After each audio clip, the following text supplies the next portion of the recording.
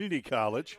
So our home plate umpire just blew his first throw out to pitcher's mound. Won't throw his name out there just yet. I'll wait a minute. Don't want to throw him. Dyersburg State Eagles. Let's get our starting lineup for the Eagles batting lineup to face Noah Taylor out on the mound. Jordan Williamson will lead off playing third base. Duke Samples will play second base, batting second. Holden Strain in center field hits third. Brady Byers in right field as a cleanup hitter. Connor Vaughn in left field bats fifth. Darian Richards playing shortstop, batting sixth. Wyatt Diffie at first base, batting seventh. Cannon Clapp is the DH, and he is in the eighth spot. Braden Turner behind the plate, batting ninth. Bennett Stutz on the mound for Dyersburg State. He is the most recent TCCAA Conference Pitcher of the Year. He's also the National Pitcher of the Year.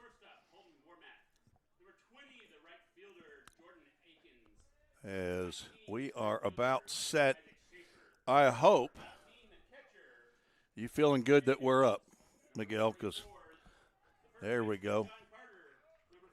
Now I'm finding it. There we go. There was a lot on YouTube that I'm trying to find, and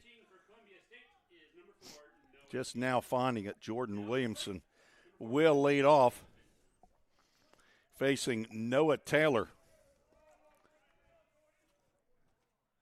And the first pitch in there for a called strike. Game time temperature 66 degrees. About 6 degrees warmer than it was for game one. And we are underway at 1:21 Central Time. Taylor with the big sweeper misses outside. Noah Taylor's a 5'11", 160-pound freshman from Spring Hill, Tennessee. Independence High School, where he came to Columbia State. Williamson fouls that one off. Jordan Williamson is a 6'2", 205-pound redshirt freshman from Dyersburg, Tennessee. Dyersburg State roster does not list the high schools that these young men went to. It just lists their hometowns. Sweeper misses outside. For some reason, they're not running that scoreboard down there in the Columbia State dugout. Augie Gallardo, the pitching coach, was up here for game one. He was all over that scoreboard. A swing and a miss and a strikeout to start the ball game.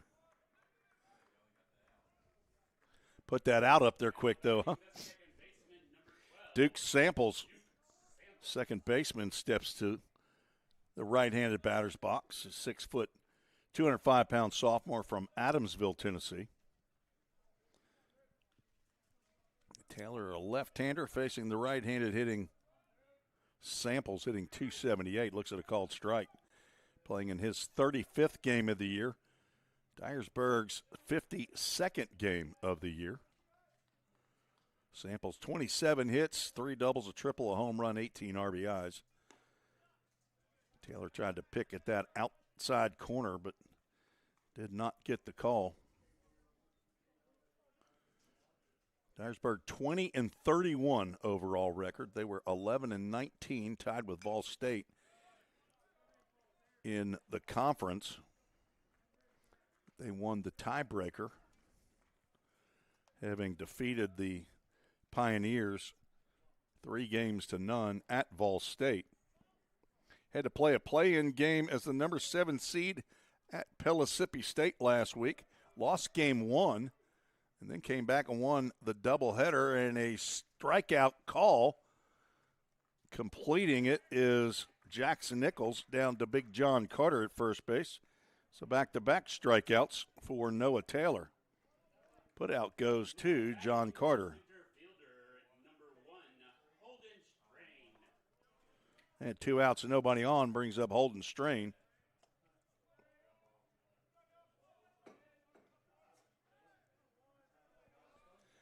He's a left-handed hitter, center fielder. Hitting .318, lays out a bunt. Taylor off the mound, twirls and fires. And a little bit too close to the pitcher. That bunt unsuccessful. A 1-2-3 inning for Taylor, as Columbia State will come to the plate as we are just getting started here in Game 2. You're watching and listening to the Game Time Sports Network. At Walters State, our story is focused on student success. We're dedicated to creating an environment where our students can thrive, both in and outside of the classroom. So, what do you want to study? Pick a program. We've got over 150 of them. Some are transfer programs that prepare you to transition to a 4-year school after you graduate. We also have regionally and nationally recognized programs that immediately make you career ready. Visit us at ws.edu or give us a call to get started today. Write your story at Walters State. Yeah, always leveling up her game. Soon she'll be ready to start building worlds and bringing them to life. How about Tony? He's forging ahead, learning how he can build his own business and help others. And Timothy? He's flipping the script and charting his own path. Soon he'll be reaching new heights with his degree. What do they all have in common? They're always moving forward. So what's stopping you? Elevate your skills and conquer your tomorrow at Southwest Tennessee Community College.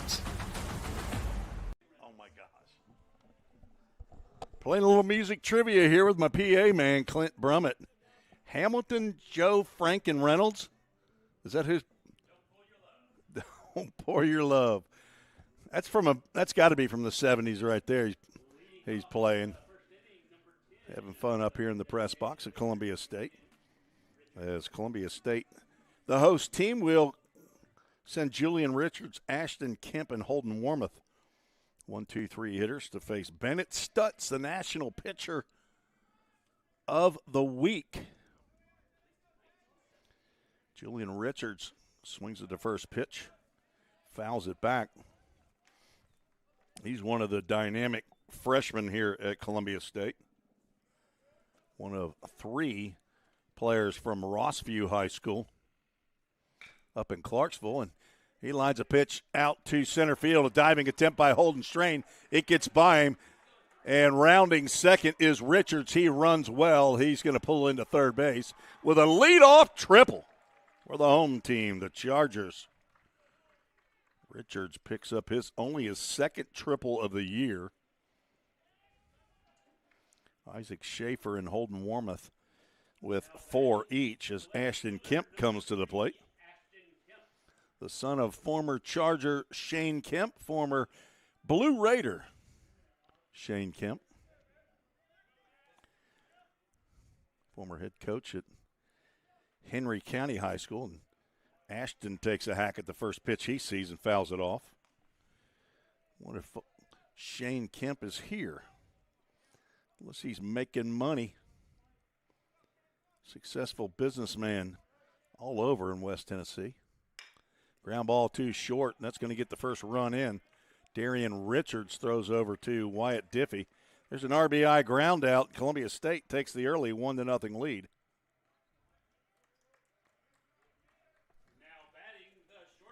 That'll bring up Holden Warmoth. He and Holden Pantier were in a race to see who would be the conference player of the year. First pitch swinging popped up on the right side over to the Bill Marbott Maintenance Pavilion, Maintenance Barn, Maintenance Palace.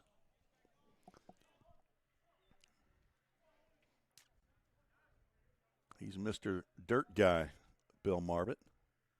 Breaking pitch, a nice snap right there by Stutz. Had Warmoth standing still, hitting .460, playing in his 49th game of the year.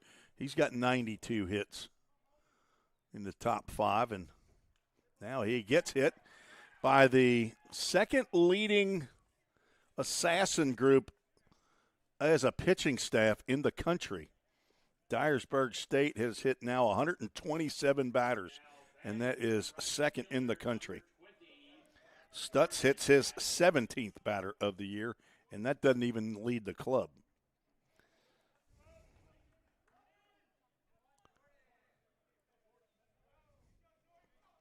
Now Jordan Akins, the third former Rossview Hawk. Ashton Kemp also finished his high school career at Rossview. Jordan Akins, 5'9", 205-pound freshman.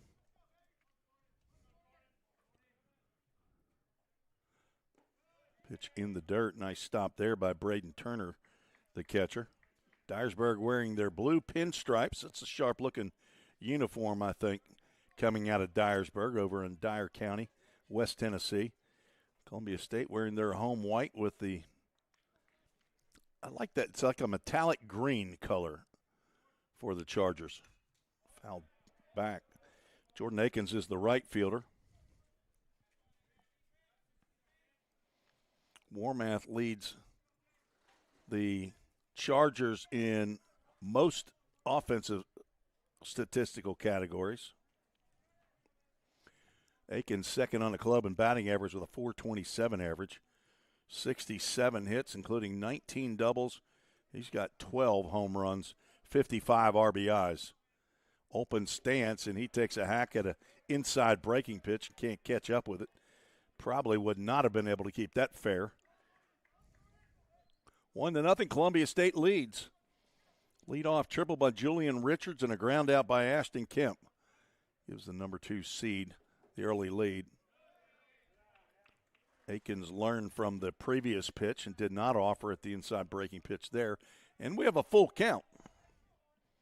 Isaac Schaefer, center fielder, is on deck. 1 out. Warmoth with 9 steals on the year. Let's see if he is not off of the pitch. And ball 4 to Akins puts 2 runners on. A hit batter and a walk. Dyersburg 2 years ago won this tournament. Defeated Cleveland State. I was not here, but I remember watching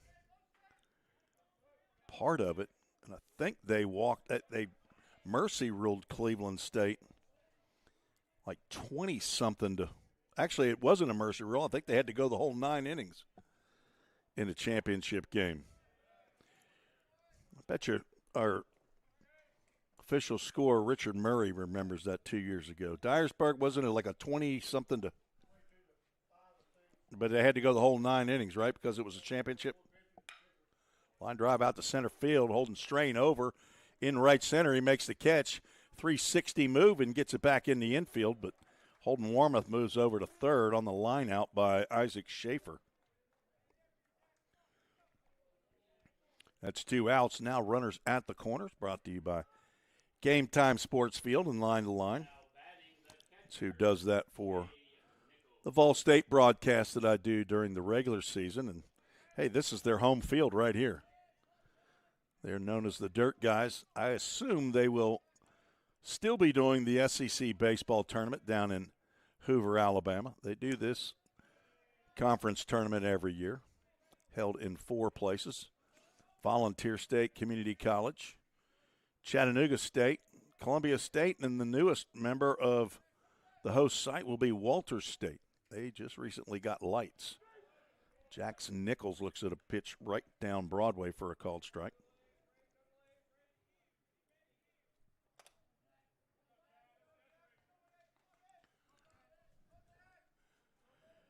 Nichols from Murfreesboro, Tennessee, fouls that one toward his home dugout, 6'1", 185 pounds.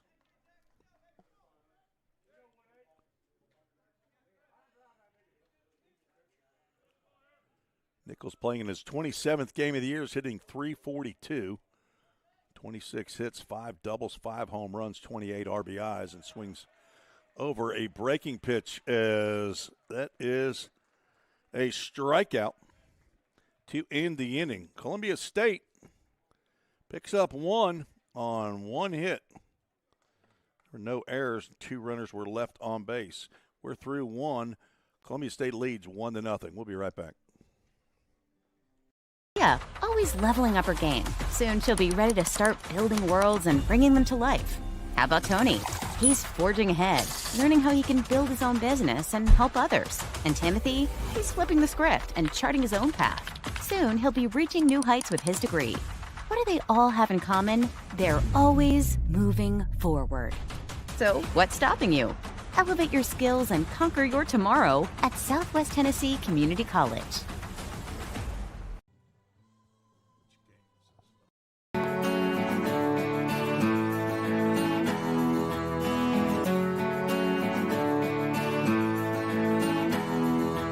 I chose Columbia State because it was very convenient, it's close to home. I get a real sense of community, a sense of family. I absolutely fell in love with the campus and the faculty and the programs and everything like that, and it was so awesome for me. Explore your opportunities. Tim Reese along with producer-director Miguel Villasenar. Kind of close. Say it again. He wants to go with Senor. That's the way it is, huh? Villaseñor. Way to go with that. That's what he says right out of his mouth. So, student here at Columbia State. He is a Columbia State student. Jonas Harmon handled game one. He's pushing all the buttons, hopefully making sure that baseball's in the camera angle that we like. Miguel, you are a baseball guy, right? Dabble. First pitch from Taylor is a breaking pitch to Brady Byers, the cleanup hitter for Dyersburg. Softball tournament about to conclude. That ball's drilled out the left center field. It's down for a base hit. First base runner for the Eagles, Brady Byers. Local product, 6'2", 200-pound redshirt freshman from Dyersburg. Now batting the left fielder, number 10, Connor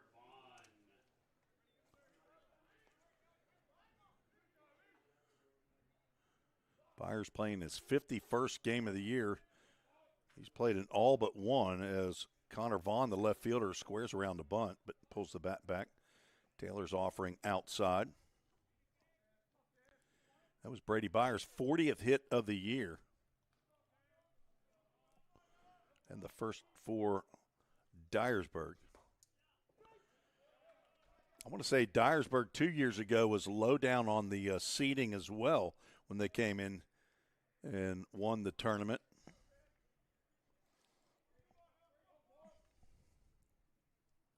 They must like playing here. Big, slow breaking pitch, swung on and missed. Vaughn from Wilson, Arkansas, 5'9", 205-pound sophomore. Third on the club in batting average at .291.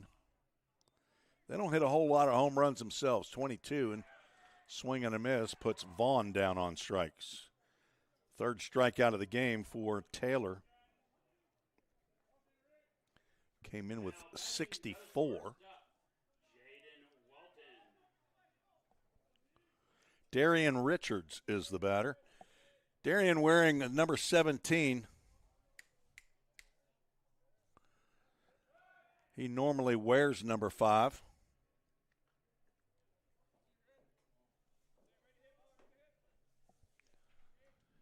On the lineup card, head coach Cooper Goen made a change. This is the shortstop, Darian Richards. He's out of Germany. Don't know how long he lived in Germany. 5'9", 150. It says 54. They went exact on their weight. I usually round up to a 5 or a 0. He's a freshman out of Stuttgart, Germany. Takes a called strike. He's down in the count 0-2. On deck is Wyatt Diffie, the first baseman. Richards hitting .263. 7 doubles, 3 triples. He's got a home run, 13 RBIs. Taylor check swing, and Richards could not hold up. And he is down on strikes. And he had the O face afterwards. He could not believe it. Noah Taylor came in 7th in the conference in strikeouts with his 64. He now has 68. That'll bring Wyatt Diffie to the plate. Diffee. First time I ever heard the last name Diffie was a country music star, Joe Diffie.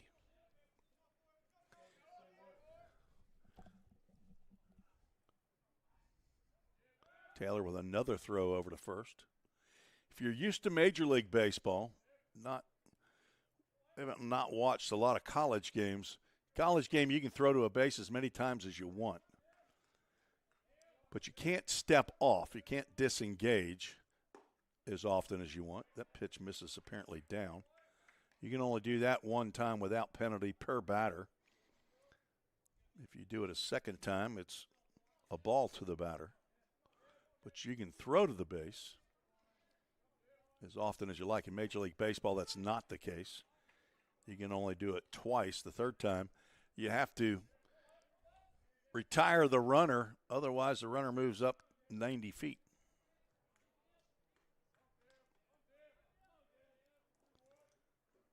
Pitch in the dirt, blocked by Jackson Nichols.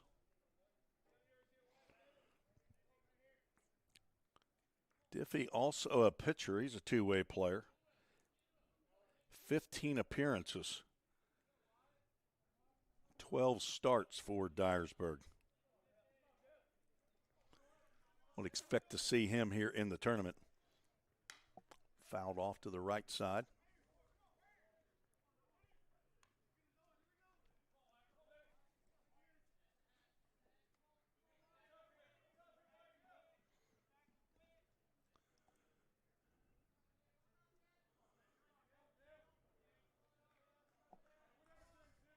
Two balls, two strikes, two outs. Brady Byers taking off. The pitch is a called strike as that broke right across the plate.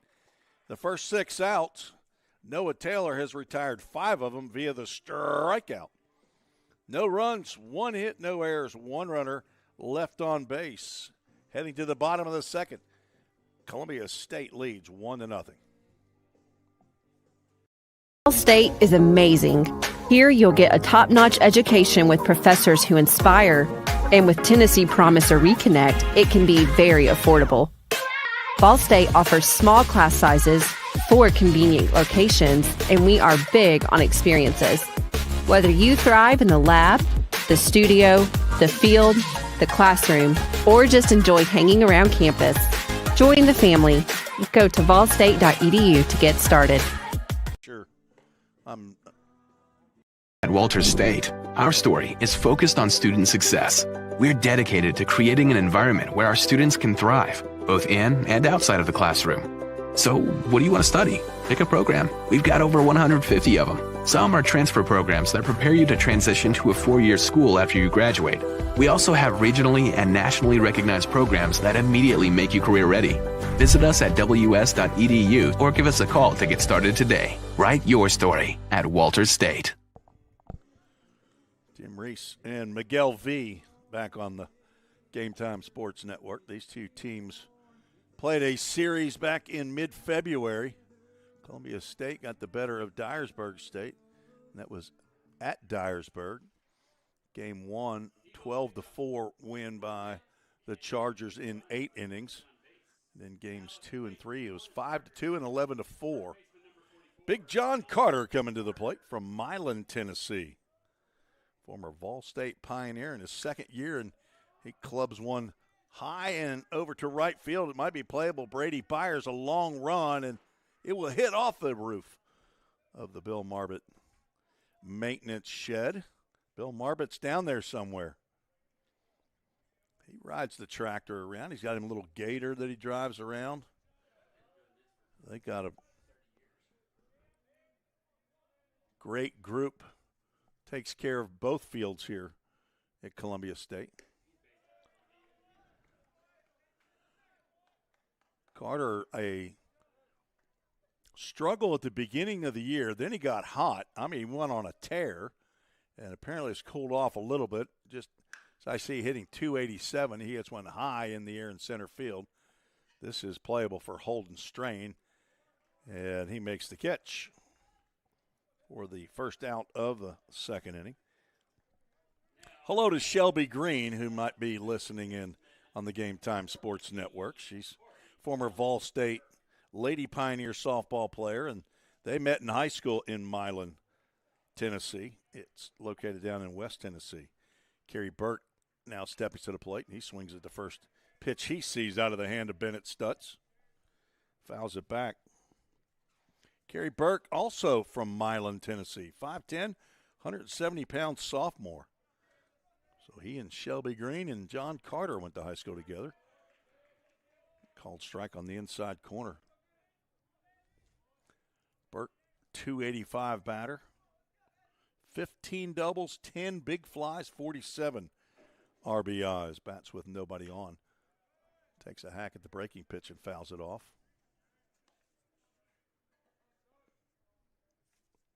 Kerry Burke was a player of the week in the TCCAA back the week prior to April 7th in their series against Walters State. As I said earlier, that was at Rose Park, ES Rose Park in Nashville, Tennessee, which is a city park that is the home site for the Belmont Bruins, my alma mater.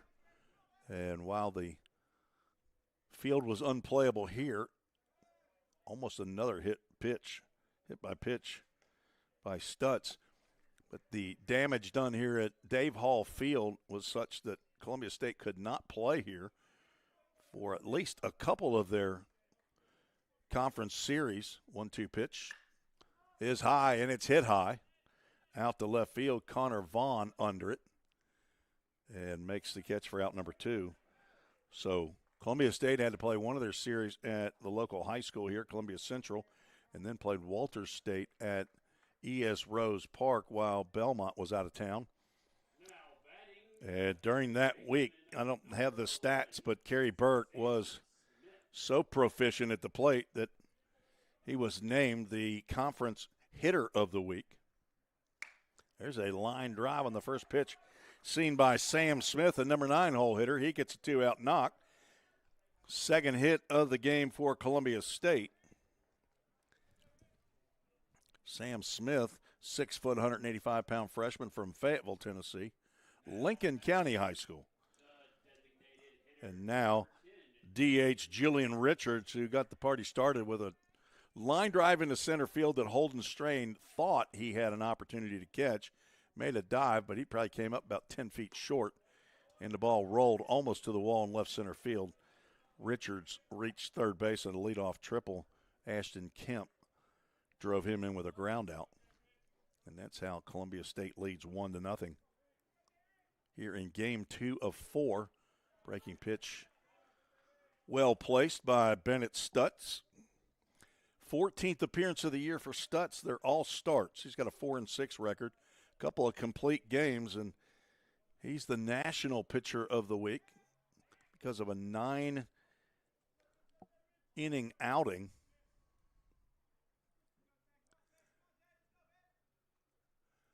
That was against Pellissippi State in a must-win.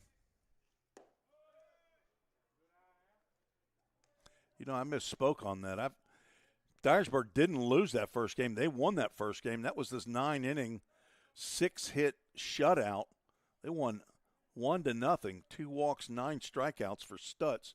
They lost game 2, 11-4, but then came back in a winner-take-it-all, won 8-3. That's lifted out to left field. Connor Vaughn over to the line, and he makes the catch for out number 3. 3 flyouts in the inning around a 2-out single by Smith, but nothing coming across for Columbia State. No runs, 1 hit, no errors, and 1 runner left on base. We're through 2, scheduled for 9 here in the TCCAA Conference Tournament.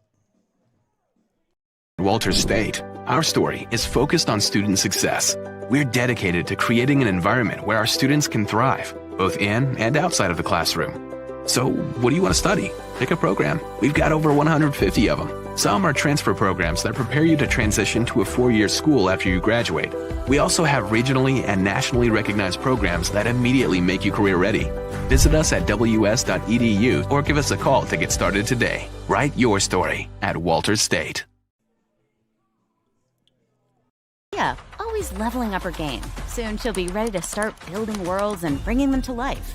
How about Tony? He's forging ahead, learning how he can build his own business and help others. And Timothy? He's flipping the script and charting his own path. Soon he'll be reaching new heights with his degree.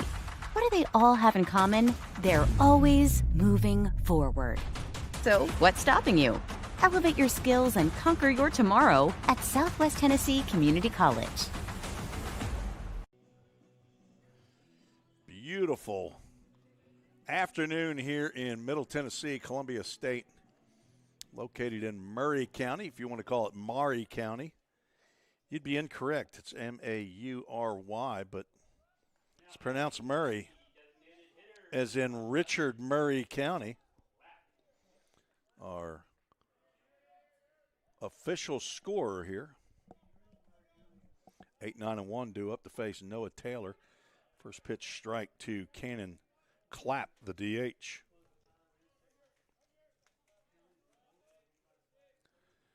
Clapp, 5'7", 195-pound freshman from Savannah, Tennessee. Pops this one up. It's playable. John Carter in foul territory at 6'6". Hauls that one in a little bit earlier than anybody else on the field would have. That's out number one.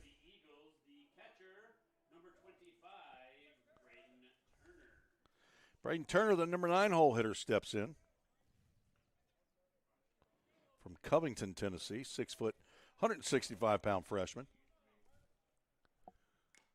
Swings at the first pitch, fouls it back. Cooper going in his first year as the head coach at Dyersburg State, assisted by Hayden Cooper and Thomas McNabb. Been a good bit of turnover in baseball and softball. There's a bunt right down the third base line. Taylor again, and a quick throw to Carter. Carter has to get up a little bit and reach toward the right field area. Second bunt attempt against Taylor in the first 9 batters, and he is up to the task. 2 outs. Brings up the leadoff batter, Jordan Williamson. He struck out swinging in his first at-bat. 351 batter. Lefty on lefty matchup. He takes a hack. Fouls it back.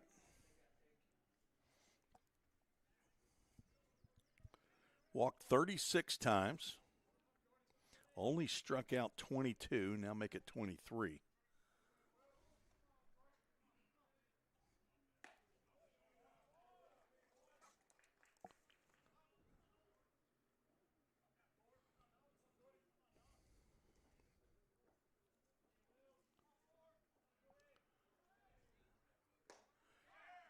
Healthy cut there, comes up empty.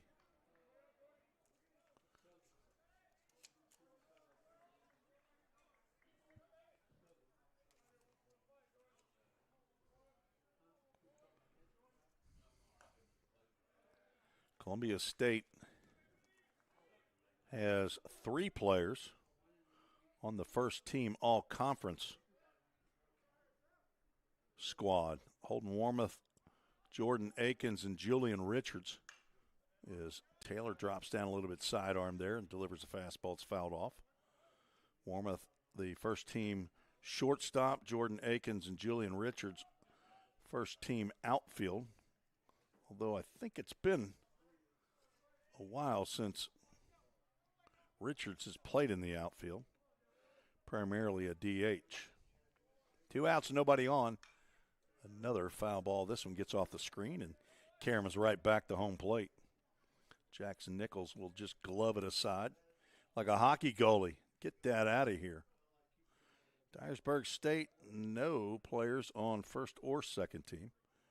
Of course, the coach of the year is Aaron Bryant out of Cleveland State. They had a great year. Another sidearm breaking pitch fouled back. Player of the year, Holden Pantier from Walters State, and probably in line discussion for National Player of the Year. Braden Suggs, the right-hander from Cleveland State.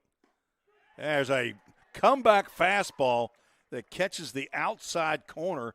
Williamson with the head nod back to home plate umpire like, you got to be kidding me. That's the 6th strikeout of the ball game for Noah Taylor as he gets through 10 batters in 3 innings. And Dyersburg State still can't crack the scoreboard. 1-0 Columbia State leads. We'll be right back.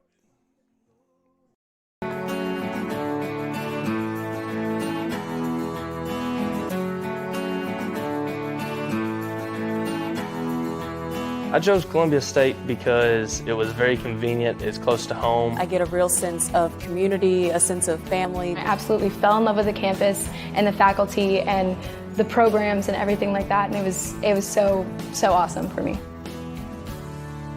Explore your opportunities. You're out from Dyersburg. Who's a player from Dyersburg? At Walters State, our story is focused on student success. We're dedicated to creating an environment where our students can thrive, both in and outside of the classroom.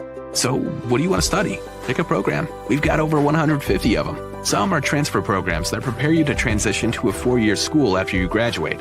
We also have regionally and nationally recognized programs that immediately make you career ready. Visit us at ws.edu or give us a call to get started today. Write your story at Walters State. Welcome back to Columbia, Tennessee. We're on the campus of Columbia State here in Columbia, Tennessee. Game 2 of today's action. It's game 4 of the conference tournament. First game for Columbia State. Second game for Dyersburg as Ashton Kemp leads off. First pitch misses low and inside. He's a freshman from Rossview High School, 5'10", 170-pound outfielder. Called one of his high school games. He drills one into right center field. That's down for a base hit. One hops out to Brady Byers, and Kemp leads off with a single. He's 1 for 2. Rossview played Hendersonville High School.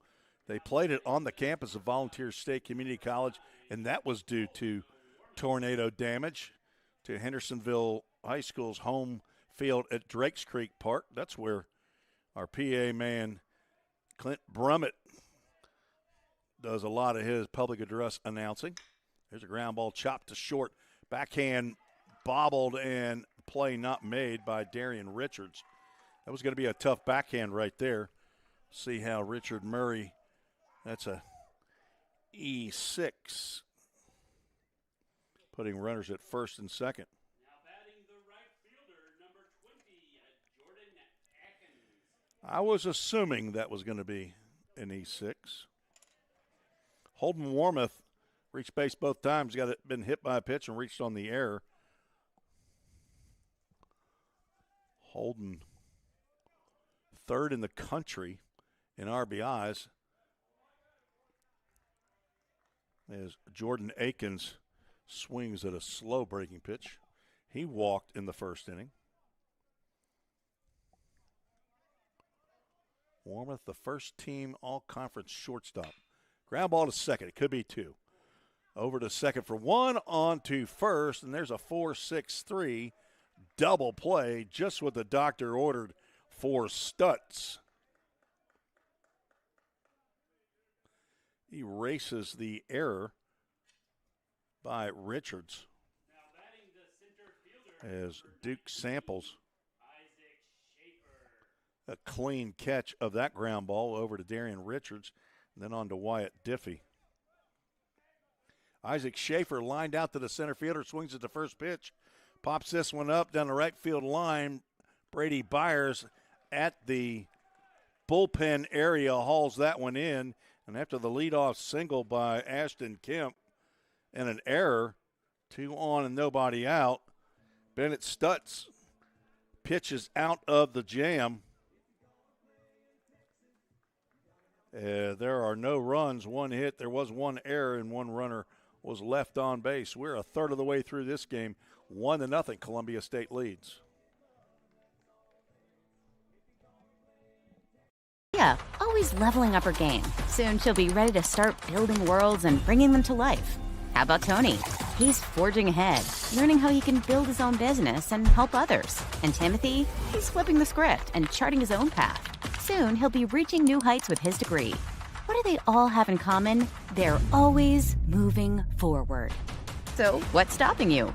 Elevate your skills and conquer your tomorrow at Southwest Tennessee Community College. All right, Tim Reese and Miguel V back on the Game Time Sports Network. Jay Harper calls him a producer. I call him a director. He's directing what we're doing. If he wants to shut my microphone off, he can do it. I wouldn't be real happy about it, but he could do it.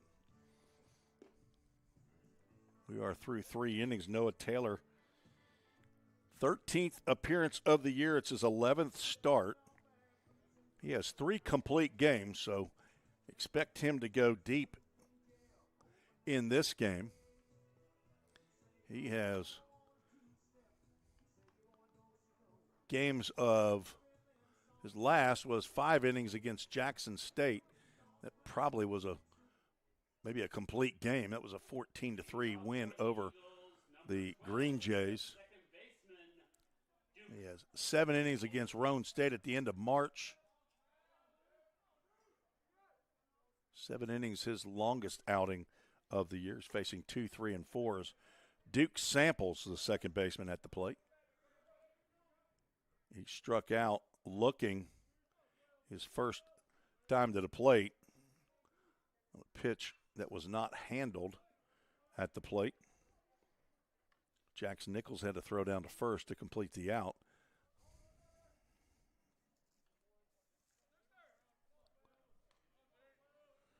Duke from Adamsville, Tennessee, takes ball 2.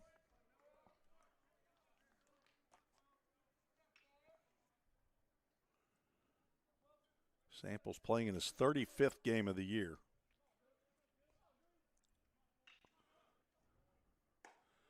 Big sweeping curveball comes around and catches a portion of the plate.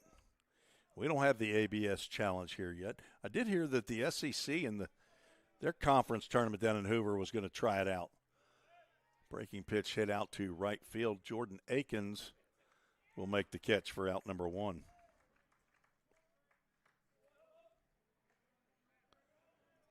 I think most people, maybe not the umpires, but I think most people in Major League Baseball are enjoying that ABS system where you can challenge the home plate umpire's ruling.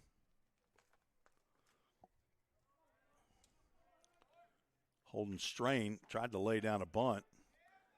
Takes a called strike.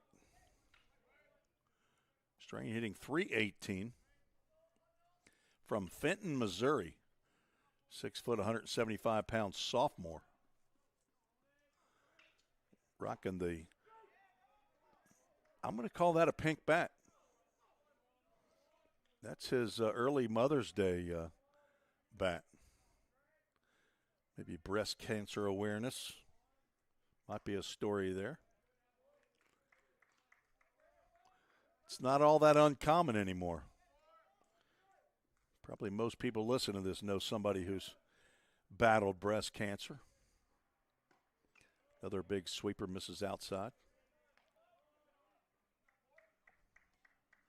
So if in fact that is, God bless you, Holden and whoever you're honoring with that pink bat. If not, we'll just act like it is. 2-2 pitch, 1 out, nobody on. It's down the third baseline. Foul ball.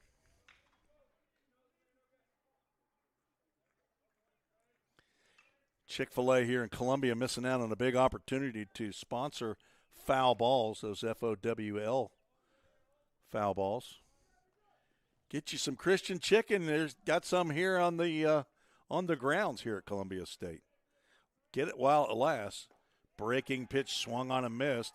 Taylor's been using that breaking pitch a lot, and then he comes back with the fastball that comes back toward the left-handed hitter.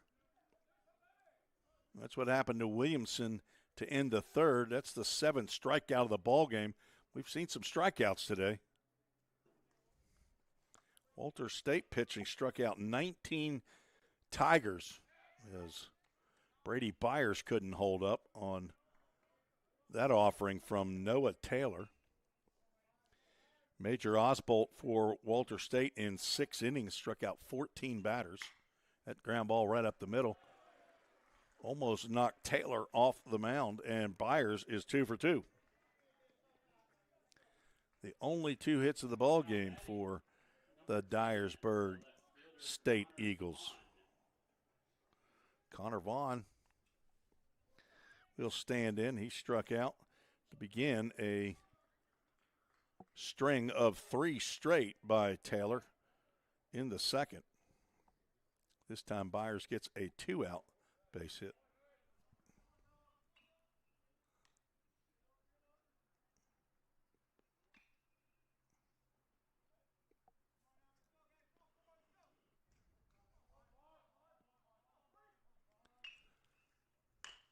Chop two, second. Kerry Burke on a couple of hops and an easy throw over to big John Carter to retire Vaughn and the Eagles. No runs, one hit, no errors, and another runner left on base. That runner, Brady Byers, the right fielder. We'll be back with the bottom of the fourth after this short message. Ball State is amazing. Here you'll get a top-notch education with professors who inspire, and with Tennessee Promise or Reconnect, it can be very affordable. Ball State offers small class sizes, 4 convenient locations, and we are big on experiences. Whether you thrive in the lab, the studio, the field, the classroom, or just enjoy hanging around campus, join the family. Go to ballstate.edu to get started. Tim Reese back on the Game Time Sports Network. We'll try to do some alumni spotlight a little later on. See if we can pick players from each of these two teams that have played over the last couple of years. Tell you where they are and how they're doing. Just a little feature I'm trying to add in here on the Game Time Sports Network. This is Tim Reese. I'm filling in for Jay Harper, who is handling the softball final, Chattanooga State and Volunteer State, battling it out to see who gets to be the conference representative down at Oxford, Alabama at Chocoloco Park. Maybe that's how you say it. Does that sound right, Richard? Chocoloco. Okay. I bet you Richard Murray's been there. Stutz misses with that fastball.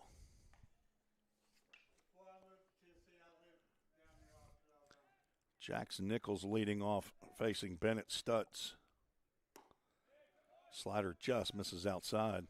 Stutz hoping on that call. Oxford, Alabama, not far away from Anniston, Alabama. It's east of Birmingham.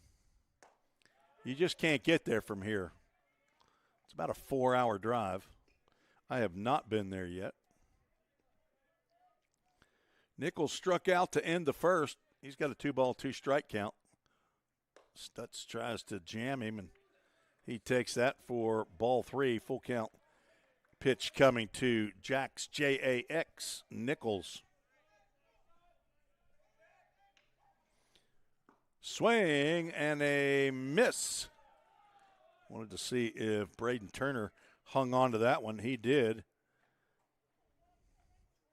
Second strikeout of the game for Stutz. Both of them have been Jax Nichols. Now John Carter, who flew out to center field leading off the second, steps at the plate. John holds up on the breaking pitch. Carter, 13 home runs, 37 RBIs. Looks at a strike. Nope. Looks at a ball. That missed somewhere. Maybe inside. Columbia State with 93 home runs. Another fly ball out to center field. On comes Strain, and he makes the catch. We're out number 2. That got up on the handle on Carter's bat. That'll bring up Kerry Burt. Home plate umpire Ken Garner having a chat with Braden Turner, who was flexing his hand. Now batting the second baseman. Not sure what was going on there.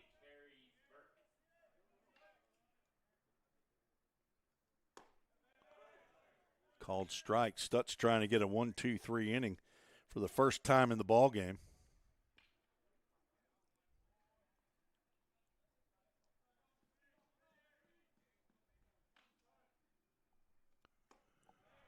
And he's ahead 0-2.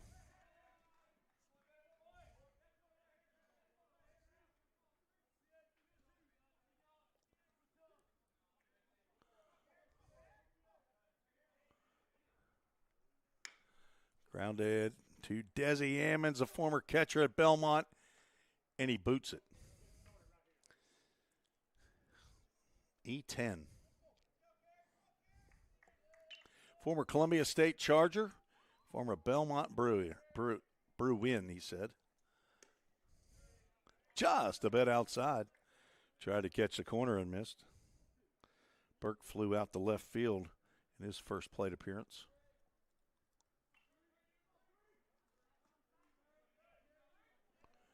Stutz rocks and fires another breaking pitch, fouled off.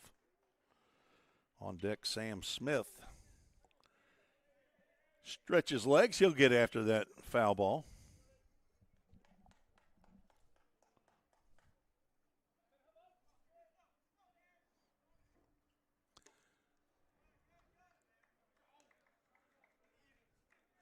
That breaking pitch sailed high.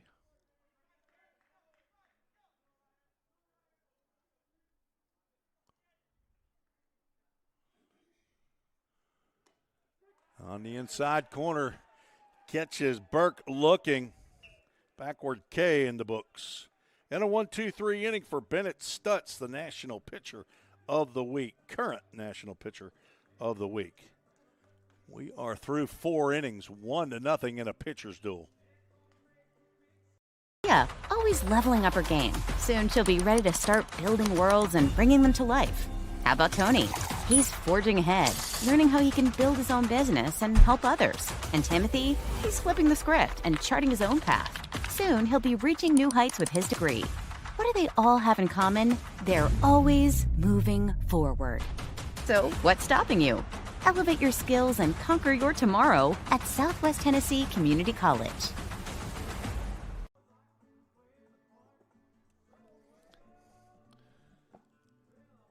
Moving to the top of the 5th inning, we'll have our alumni spotlight for Dyersburg State. A couple of years ago, there was a left-handed hitting first baseman, I believe he was, Enrique Alvarez Jr., played 53 games for Dyersburg in their championship winning year.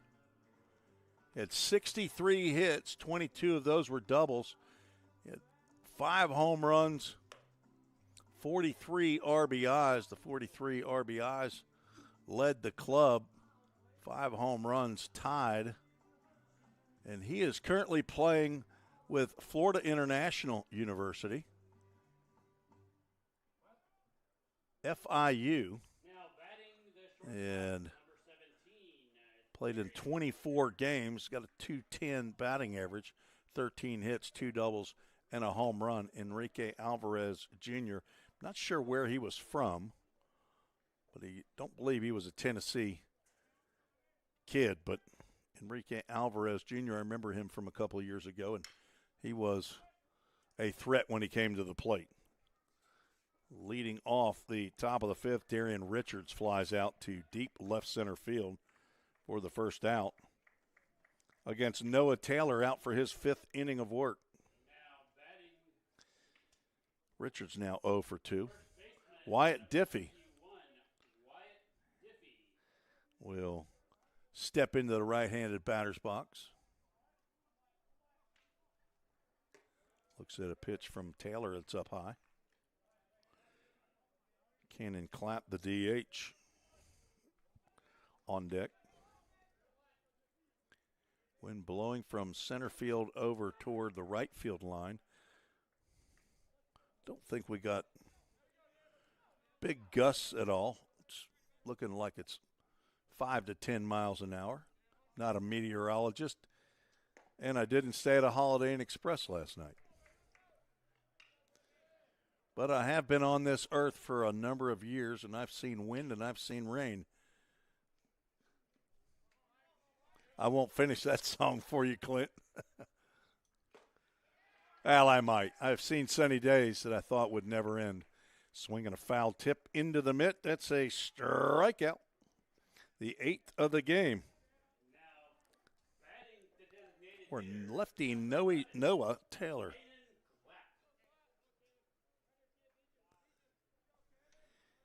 Cannon Clapp from Savannah, Tennessee, steps to the plate.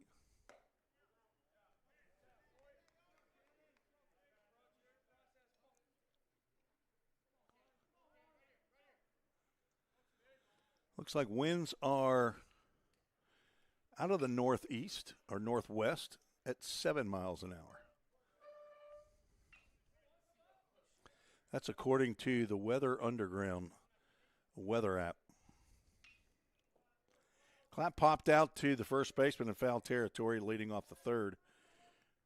Dyersburg State with only 2 hits. Those are singles by Brady Byers. Nobody else has been able to solve the left-hander Noah Taylor. From right up the road in Spring Hill, Tennessee.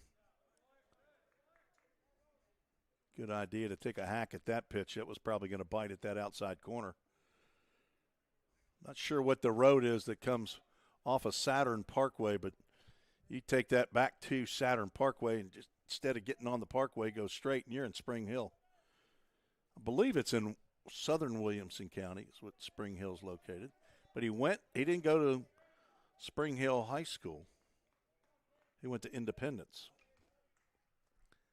Head coach Mike McLaurie at Independence High School, former MTSU Blue Raider. 2 balls, 2 strikes, 2 outs, nobody on here in the top of the 5th. Dyersburg trails 1-0. That breaking pitch, I think he called it on the swing. I don't think he called it on the pitch. He pointed. So that is a forward K and another strikeout in the 1-2-3 inning. Second of the ball game, third of the ball game for Noah Taylor. He is through 5, and he is pitching the shutout. We'll be right back on the Game Time Sports Network. Ball State is amazing. Here you'll get a top-notch education with professors who inspire, and with Tennessee Promise or Reconnect, it can be very affordable. Ball State offers small class sizes, 4 convenient locations, and we are big on experiences. Whether you thrive in the lab, the studio, the field, the classroom, or just enjoy hanging around campus, join the family. Go to ballstate.edu to get started. Is it B.J. Thomas? Oh. Rhinestone Cowboy. This is playing trivia, music trivia up here. I do know it. Rhinestone Cowboy. It's as old as the hills. Glenn Campbell. That's right. I wouldn't have got it probably. Bennett Stutz out for the bottom of the 5th. He's trying to match Noah Taylor for Columbia State as best as he can. Did give up a run 2 batters into the game, but has been lights out since. Only given up 2 singles, one by Ashton Kemp, one by Sam Smith, after the leadoff triple that could have very easily been just a single if Holden Strain, center fielder, doesn't try to dive and make the catch on that one. But you can't fault him for giving it the good old college effort. 9-1-2, and there is the second hit batter of the ball game by Bennett Stutz. He now has 18 plunkings on the year. And if you weren't with me earlier, Dyersburg State with the distinction of being the second-ranked team in the country in Division I JUCO baseball in terms of hit batters by their pitching staff. That's now 128. Squaring around a bunt, but getting a throw over to first. Julian Richards squaring around, looking for all the world like he's going to try to sacrifice. He does not have a sacrifice bunt showing on the stats. He is way up in the batter's box and tries to lay it down the third base line, pops it up, but it lands foul. 11 sacrifice bunts on the year. Kerry Burke leads the squad with 6. Sam Smith with 2. Everybody else with 1. Creeping in is Jordan Williamson from third, and that's going to be lined right over his head for a base hit. Richards with the squaring around, pull the bat back. You don't see that actually work a lot. It worked to perfection there. Richards now 2 for 3.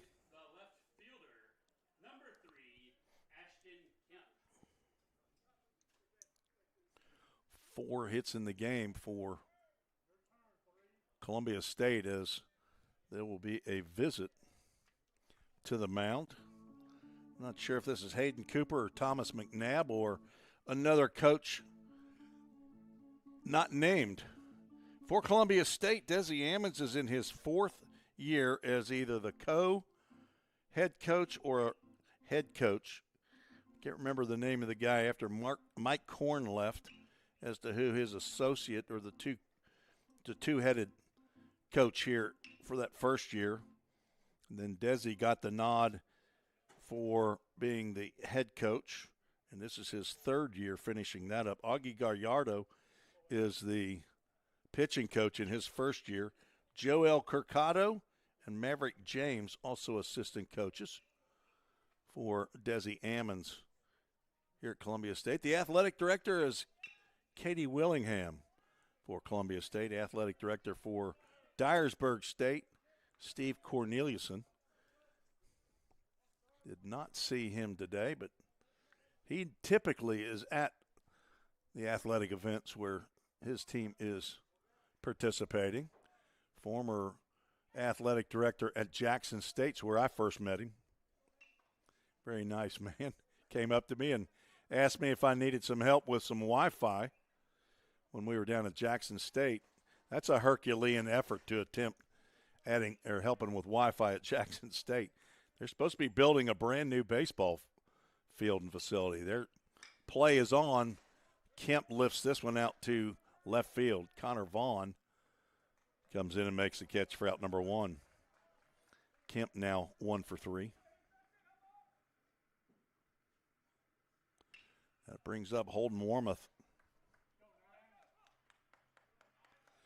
He's from Covington, Tennessee, a redshirt sophomore, 6'3", 165 pounds. Leads the club in RBIs, batting average, home runs, doubles, total bases, extra base hits, and hits. Those are all in the top 15 in the nation as well. Batting average of .460 in the top 15. He has been hit by a pitch and reached on an error and grounds this one to the left side.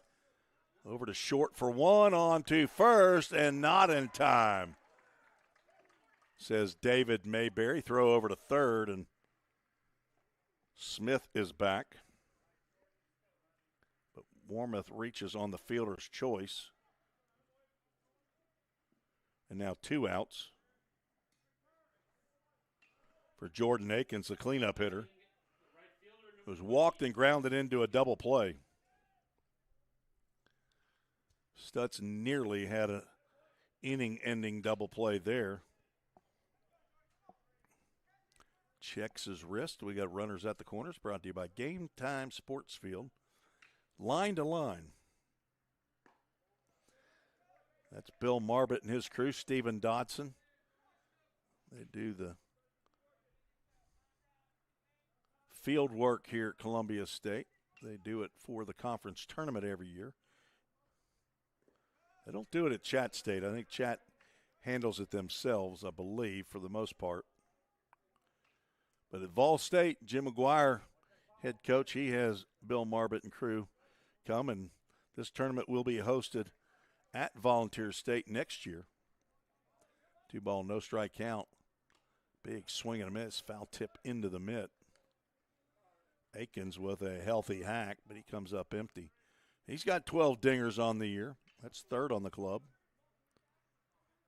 55 RBIs. Warmoth with 99 RBIs. And that doesn't lead the conference. That's Holden Pantier, the player of the year, as voted on by the folks in the TCCAA.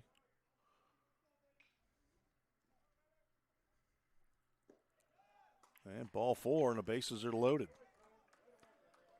Second walk drawn by Akins.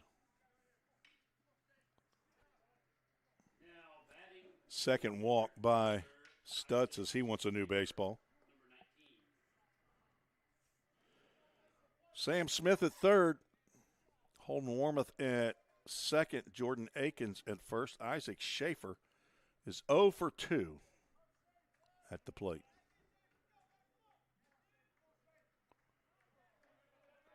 Schaefer, 51 hits, 8 doubles, 4 triples, 8 home runs, 44 RBIs. Columbia State scored 1 in the first, looking to pick up 1 or more here in the bottom of the 5th. Called strike to the 5'9", 175-pound Mountain Juliet native. He's a Wilson Central Wildcat. Drills one foul down the left field line. That hops onto the batting cage net. Cleveland State down there warming up. They'll take on Chat State, scheduled for 4 p.m.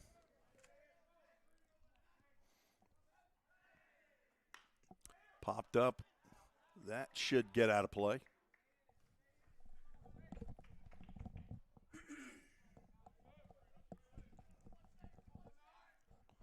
Few clouds in the sky here, but mostly blue skies in Columbia, Tennessee. It's a beautiful day for baseball. Let's play 4.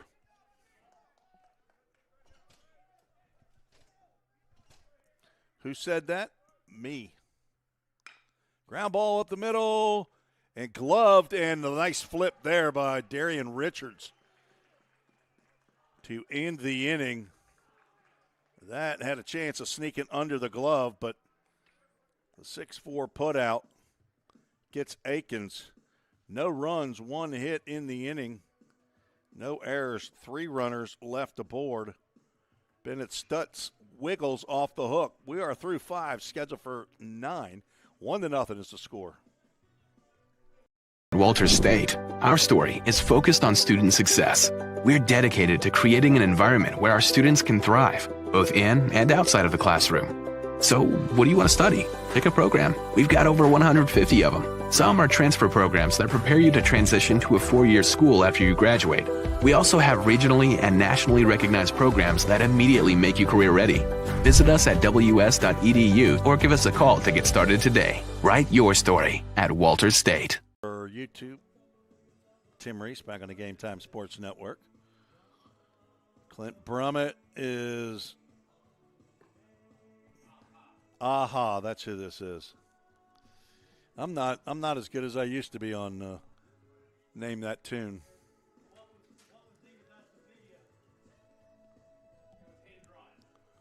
Noah Taylor back out on that mound. He has gone 5 strong innings, only allowed 2 hits, no runs. He has struck out 9, trying to match the game thrown by Major Osbolt in Game 1 today. Walters State, he went 6 innings, struck out 14. Noah Taylor's not going to be able to do that unless he gets a pitch that gets by the catcher. It's hard to strike out 4 in an inning, but it can be done. He's just looking for outs. He'll face 9, 1, and 2 of the Dyersburg State lineup. Braden Turner, the catcher, tried to lay down a bunt in his first at-bat. Looks at a called strike that winks at the outside corner. No walks for Taylor. He only has 10 on the season in 59 innings coming into today's action. He had plunked 8 batters. 5.95 ERA. Gave up a decent amount of hits, over 1 per inning coming in, but 5-2 record. This is his 13th appearance and his 11th start.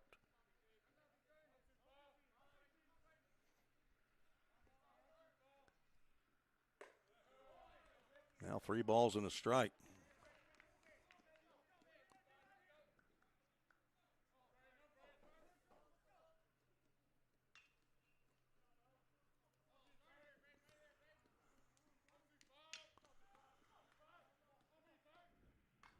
Fouled back.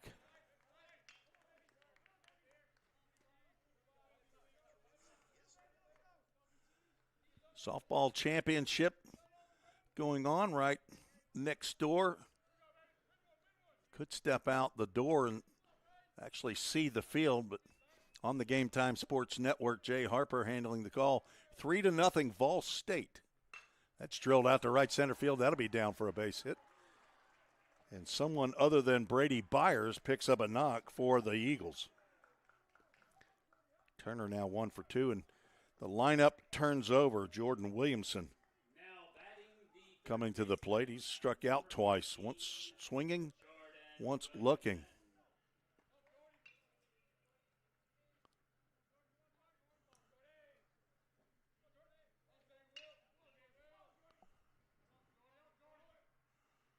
Lefty on lefty, and there's another base hit out of the right center field. Turner not stopping at second, and center fielder Schaefer, an ill-advised throw to third base. That allows Williamson to move up to second. So a single. Turner goes to third, and Williamson on the throw to third cruises in to second base.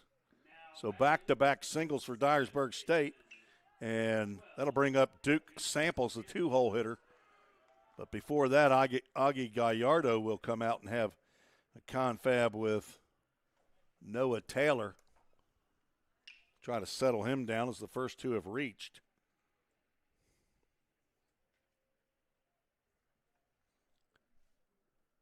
Gallardo in his first year as the pitching coach told me he's from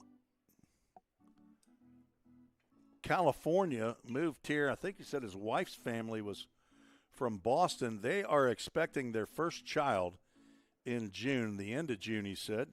They're expecting a girl. So congratulations to the Gallardo family, and prayers for good health through the pregnancy and for baby Gallardo as well.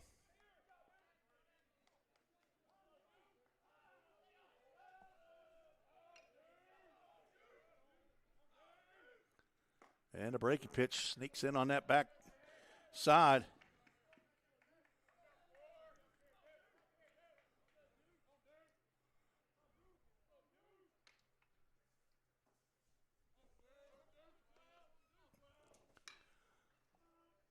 Samples fouls that one off. He's 0 for 2, strikeout and a flyout.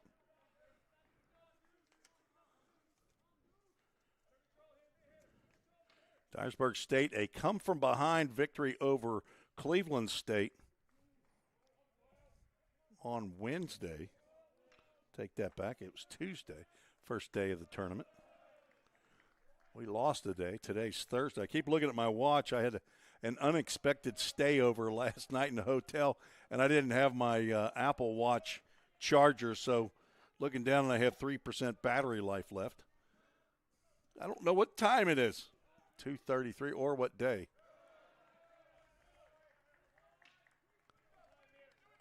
I believe it's Thursday, May the 7th. So on Tuesday, Dyersburg an 8-5 win over Cleveland State. Cleveland State took a 5-0 lead in the 6th as a swing and a miss sets Samples down for out number 1. 10th strikeout of the game for Taylor. Yeah, this is some stress pitches right there to Samples. There's a 3-hole hitter, Holden Strain, steps to the plate. He's 0 for 2, which means he's due.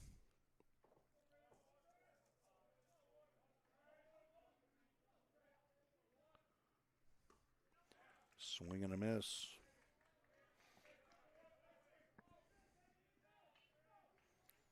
Dyersburg did not have a hitter as the player of the week. Bennett Stutz is the conference pitcher as Strain tries to bunt a run home. Safety squeeze. He fouls it off. Cy Manis, a couple of weeks ago for Dyersburg, was the pitcher of the week in the game against Cleveland.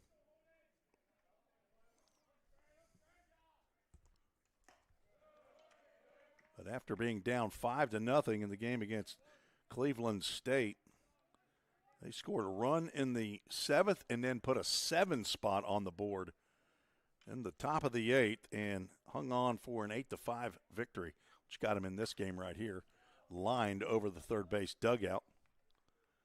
And Taylor now ahead in the count, 1 ball, 2 strikes. Holden Strain had a grand slam home run in that game, in that 7-run 7th. I believe they were down 5-4, and he hit the grand slam to put them up 8-5. Swing and a foul tip into the mitt. And another strikeout for Taylor, his 11th. Brady Byers, who's had his number all day, 2 for 2, steps to the plate with runners at second and third. And they have not gone anywhere with the number 2 and 3 hole hitter striking out against Taylor. There is action in the Columbia State bullpen. That is a devastating breaking pitch that Taylor's throwing. Byers not happy with that call by home plate umpire Ken Garner. David Mayberry out at first. Nick Reynolds is the umpire in the middle of the field. Fastball is up. On deck, Connor Vaughn hoping to get an at-bat here in the top of the 6th inning.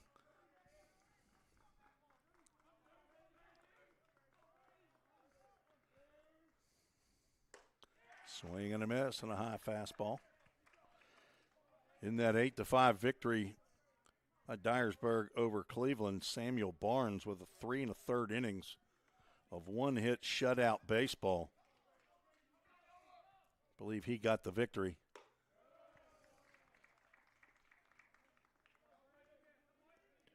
Parker Coe, the starter for Cleveland State, 5 2/3 of 3-hit shutout baseball. Walked 5, struck out 9, but did not figure into the decision. Popped up in the infield. Noah Taylor's going to get out of it. And he does. The catch is made by Warmoth. And runners at second and third, nobody out. Dyersburg State on one pitch tried to lay down a bunt, tried to push Braden Turner across, but then go back to trying to drive him in, and 2 strikeouts and a pop-out into the inning. No runs, 2 hits, no errors, 2 runners left on base. Heading to the bottom of the 6th, Columbia State leads 1-0. Yeah, always leveling up her game. Soon she'll be ready to start building worlds and bringing them to life. How about Tony? He's forging ahead, learning how he can build his own business and help others. And Timothy? He's flipping the script and charting his own path. Soon he'll be reaching new heights with his degree. What do they all have in common? They're always moving forward. So what's stopping you? Elevate your skills and conquer your tomorrow at Southwest Tennessee Community College.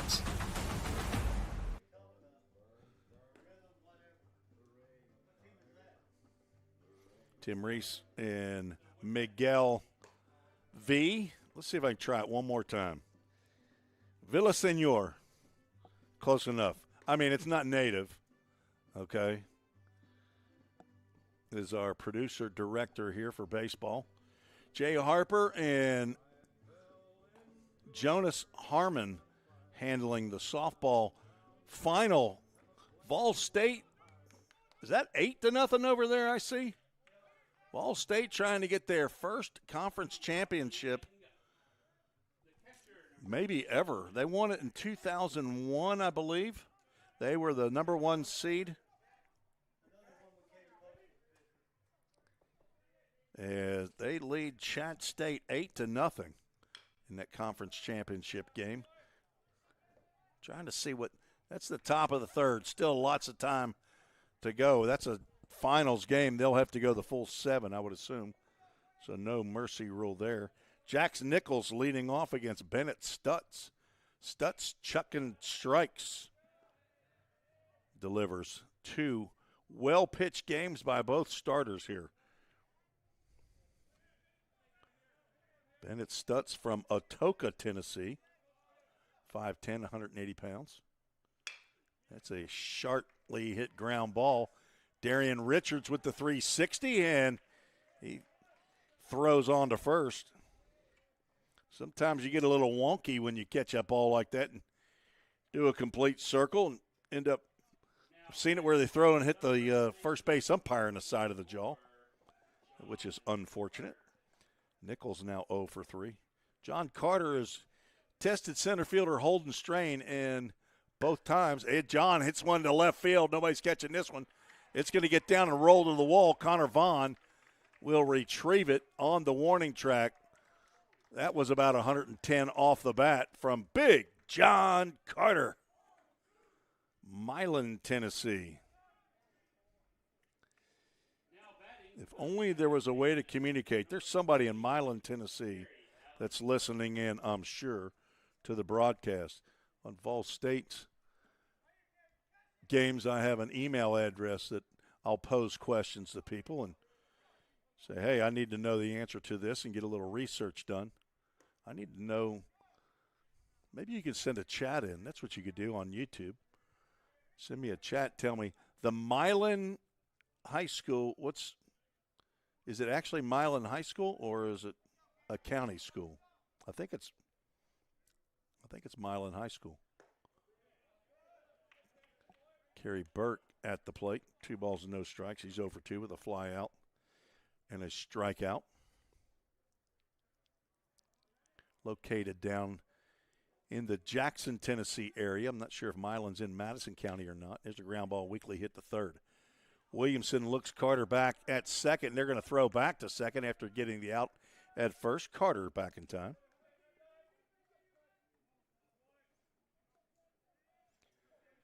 Burke retired for the third time for out number 2. That'll leave it up to Sam Smith. He's 1 for 1, been on base both times he's come to the plate. Singled in the second and was hit by a pitch in the fifth. Chopper at the plate. Took a piece of Smith. Lincoln County. All right, Richard, Mr. Geography man. How many counties in the state of Tennessee? How many total counties? Richard Murray been around a long time, and he's got just a completely awful guess. Did not grow up in the state of Tennessee, apparently, in school. Is that correct? Okay, 9th grade. Should have taken Tennessee history, didn't you? Your second guess was a lot closer. He's guessed 97. There's 95 counties in the state of Tennessee. That ball's hit out to left field. Connor Vaughn is over into the alley, and he hauls that one in. Carter's one-out double is stranded. 95 counties in the state of Tennessee. No runs, 1 hit, no errors, and 1 runner left aboard. Trying to provide some educational value to our broadcast here on the Game Time Sports Network. Ball State is amazing. Here you'll get a top-notch education with professors who inspire, and with Tennessee Promise or Reconnect, it can be very affordable. Ball State offers small class sizes, 4 convenient locations, and we are big on experiences. Whether you thrive in the lab, the studio, the field, the classroom, or just enjoy hanging around campus, join the family. Go to volstate.edu to get started.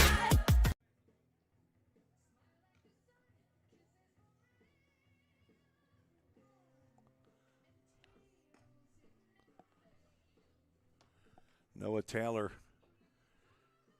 out for the 7th inning.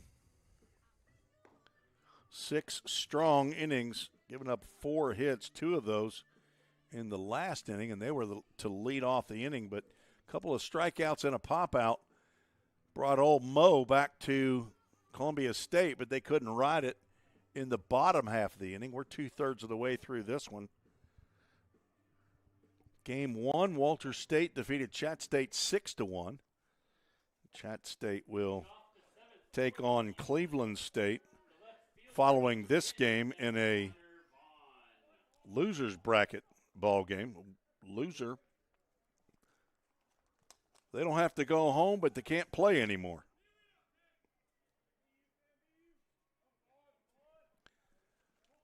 Lefty on lefty matchup as Connor Vaughn swings over a slow breaking pitch. You can communicate via the chat on YouTube, I believe. Nobody has chimed in yet on. You want to let me know who you are, where you're watching from, who you're rooting for on the YouTube chat.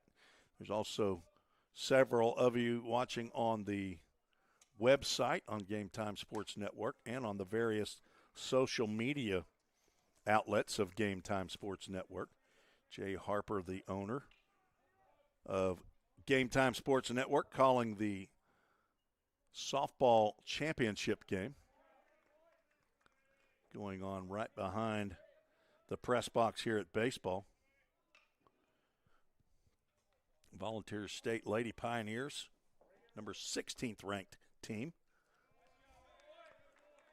And Vaughn apparently draws a walk. Scoreboard had 2 balls and 2 strikes up there. Richard Murray, our official scorer, had no count. He doesn't keep up with balls and strikes. He doesn't have time for that. He's got other things going on. He's a busy man. That's the first walk of the game by Noah Taylor. That'll bring up Darian Richards. He's squaring around the bunt, pushes it right past the pitcher. That's going to be a bunt single. I think it might have hit off his foot as David Mayberry, after Ken Garner, now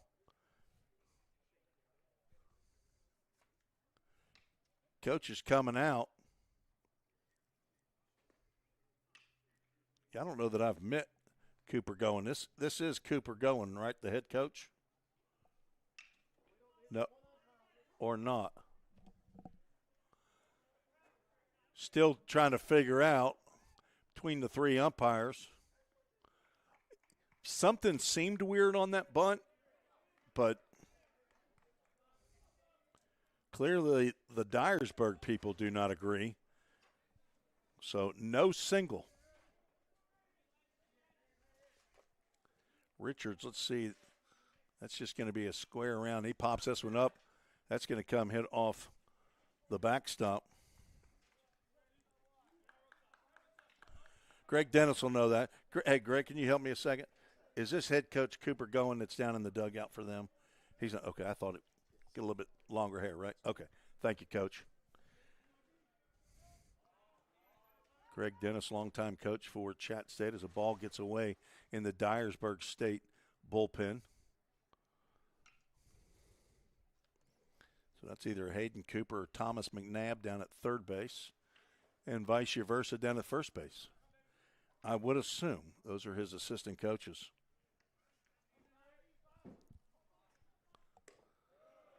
Richards on an 0-2 count takes ball 1.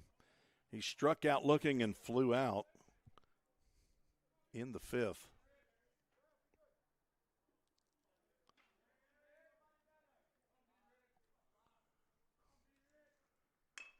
Chopper to the right side. This should get the runner over. It does not. Good play there by Kerry Burke to get the lead runner. So Richards swaps places with Vaughn. He was trying to bunt him over on the first pitch thrown by Taylor. But it looked like it was going to be a base hit on the bunt that got past the pitcher. Second baseman going over to cover first as a throw over. Gets Richards back. But the home plate umpire ruled that the ball hit the batter. Then he later grounded into a fielder's choice. Wyatt Diffie, strikeout victim twice, takes a pitch at the letters for a called strike.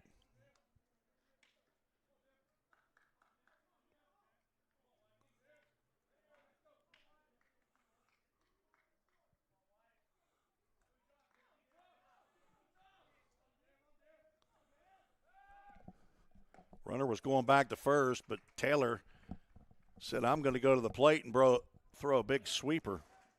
And he does, and it parachutes right across home plate for a called strike.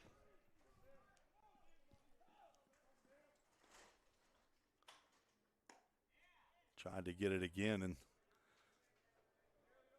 it lands outside. On deck, Cannon Clapp.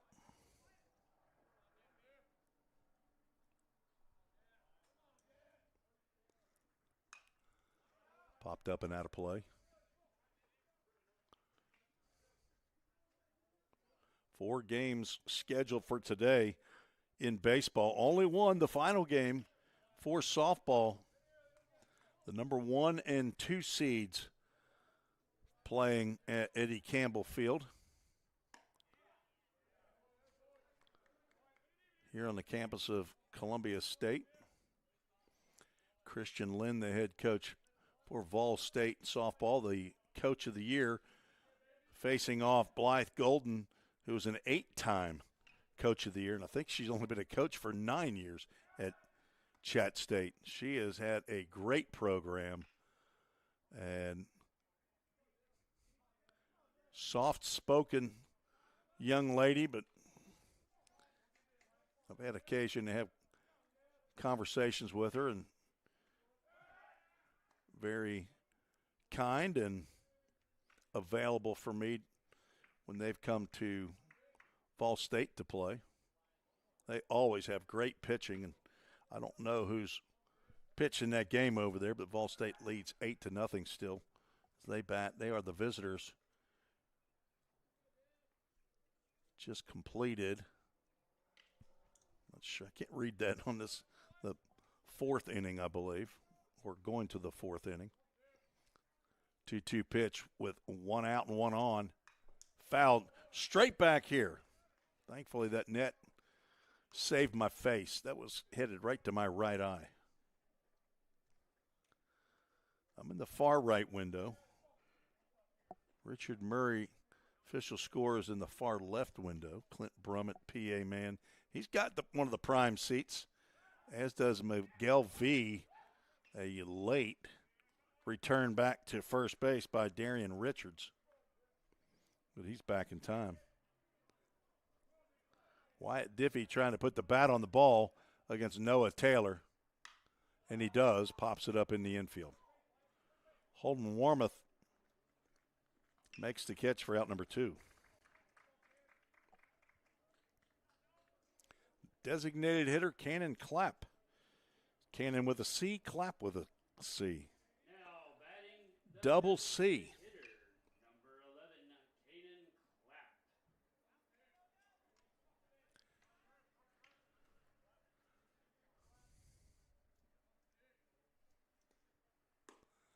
Started to go, holds up on the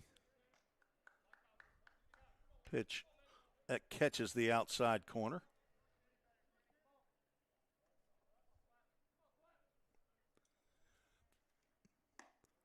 And that fastball off of that breaking pitch to see if he can get Clapp to swing, thinking it was going to break across the plate, but it sails away from the right-handed hitter.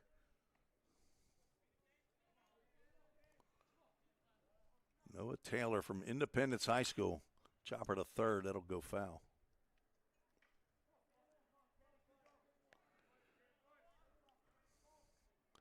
He looks taller out on that mound other than 5'11". He looks 6'2". To me, it shows 160 pounds. He looks like he's got a little more meat on him than that, too. You know that freshman 15 that you get.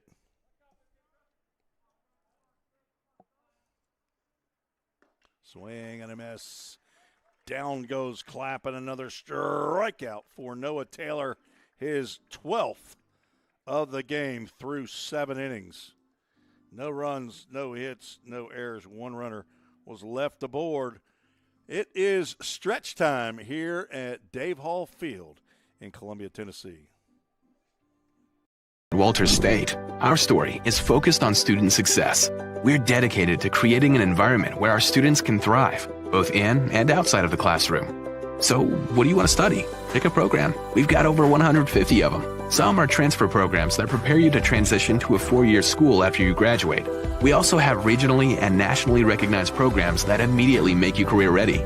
Visit us at ws.edu or give us a call to get started today. Write your story at Walters State. My retirement 50. Yeah, always leveling up her game. Soon she'll be ready to start building worlds and bringing them to life. How about Tony? He's forging ahead, learning how he can build his own business and help others. And Timothy? He's flipping the script and charting his own path. Soon he'll be reaching new heights with his degree. What do they all have in common? They're always moving forward. So what's stopping you? Elevate your skills and conquer your tomorrow at Southwest Tennessee Community College. Tim Reese back on the Vol. I knew I was going to do that. It's not the Vol State Sports Network. It's Game Time Sports Network. This summer it'll be the Full Count Broadcast Network. So I need to put me a little sticky up every time and make sure to look at it. When you broadcast for different teams. Appreciate Jay Harper asking me to help him out here in the TCCAA Conference Tournament. Top of the order for Columbia State. Julian Richards to be followed by Ashton Kemp and Holden Warmoth. Columbia State scored 2 batters into the game. Julian Richards with a triple and Ashton Kemp with a ground out. And there's a shot down to first base that hops over the glove of Wyatt Diffie. And that is the 3rd hit of the game for Julian Richards. Bennett Stutz still in the contest. The left fielder, number 3, Ashton Kemp. Let's see if Richards is on the move.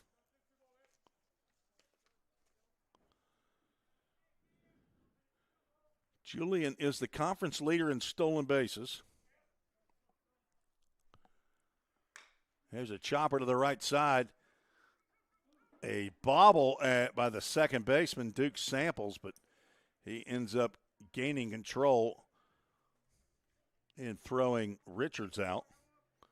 So that negates the opportunity for him to pick up his 42nd stolen base. Julian Richards is 4th in the country in thefts. He's got those 41 are 4th. And I believe Nate Severance for Cleveland State is 5th in the country. He has 40.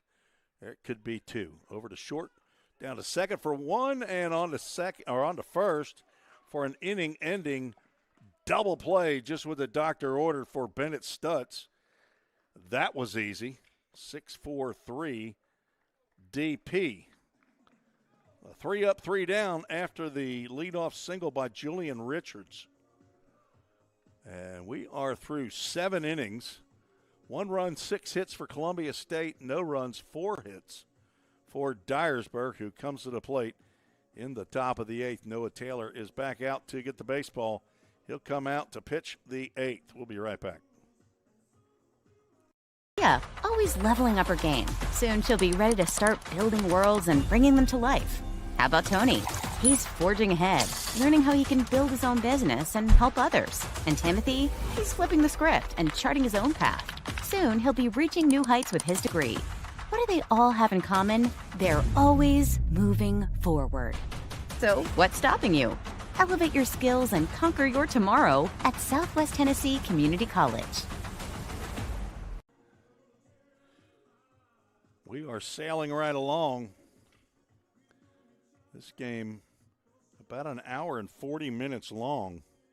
Got started at 1:21 Central Time and coming up on the 3 o'clock hour.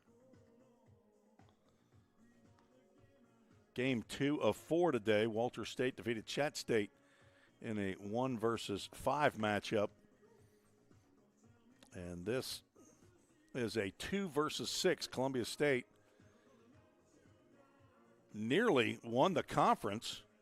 If Cleveland State had beaten Walter State one of those 3 games at Cleveland State at the end of the year, Columbia State would have been the winner. Columbia State and Walters would have been tied, and Columbia State would have won the tiebreaker for having beaten the Senators 2 out of 3. 9-1-2 to face Noah Taylor here in the top of the 8th inning, swing and a miss on a breaking pitch. Turner's 1 for 2. Singled in the 6th, was stranded at third base when Taylor with 2 on and nobody out. Struck out Duke Samples and Holden Strain and got Brady Byers to pop out to end the inning.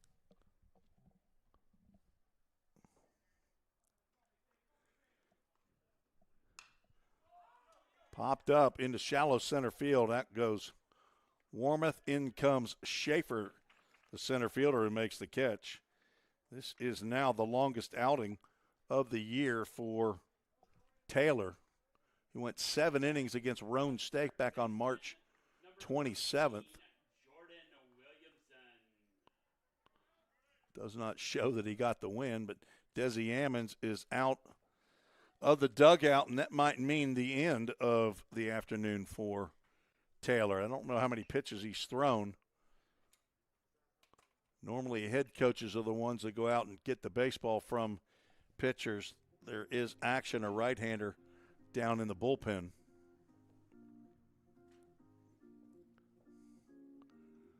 As Dyersburg back to the top of the lineup, so he has faced everybody 3 times.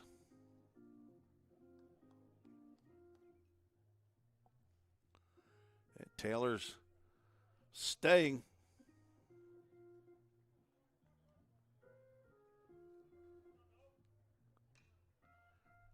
A sidearm right-hander trying to catch his number.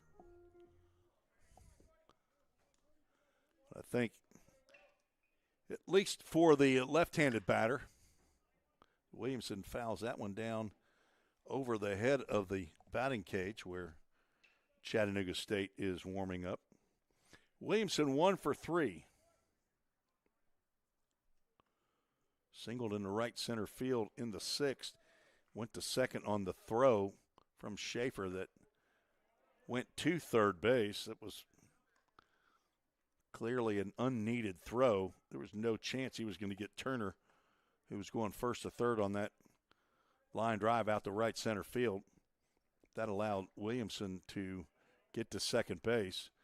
You want to see if you can keep that batter at first to set up possible double play, but Taylor said, don't worry about it. I'll just go ahead and strike out the next 2 guys and get the third to pop out. Another foul ball off to the left.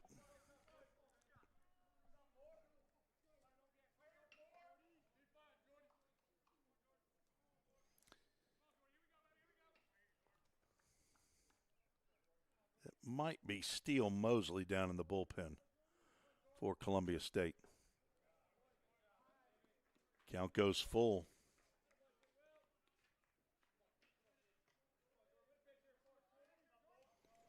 Got a couple of right-handed relievers in the teens. Anthony Serrano, number 15. He's a sophomore. Steele Mosley. Full count pitch is drilled out to right center field. Back goes Akins. That is left the yard. Jordan Williamson has tied it up. He did not hit it into the teeth of the wind, but the U.S. flag out in center field is laying down. No wind to speak of there. Williamson picks up his 6th bomb of the year. And Desi Ammons now out of the dugout. Probably thinking, I guess I should have pulled him. What a performance by Noah Taylor. As he will exit, he will not get a decision in a game that he goes 7 1/3 innings. Gives up 5 hits, 1 run. Walks 1, strikes out a dozen. The solo home run to Jordan Williamson ties it up. Williamson now 2 for 4. He kept fouling pitches off to the left, fouling them off, and then on the full count pitch, he got the one he wanted, and he hit it about 385 over the right center field wall, just to the left of the Dave Hall Field sign and the 1,000 sign on the wall for our head coach, Jim Painter. The 6th of the year, his 30th RBI. is Jordan Williamson.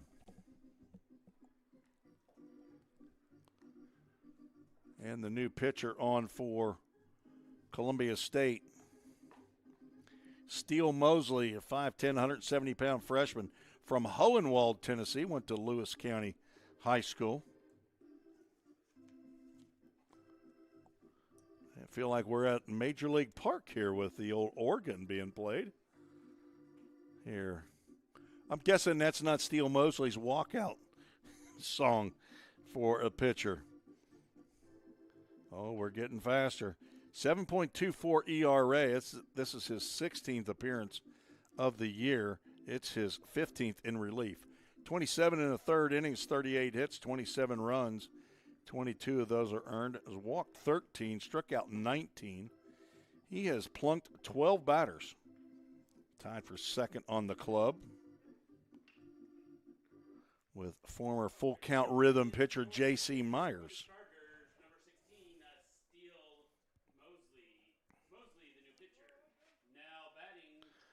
Steele has an E at the end of it. That's for class. Steele Mosley to face Duke Samples. Sidearm delivery called strike. After seeing the left-hander all game long, get a look-see at a sidearm right-hander. Samples behind on that. He's 0 for 3 with a couple of strikeouts.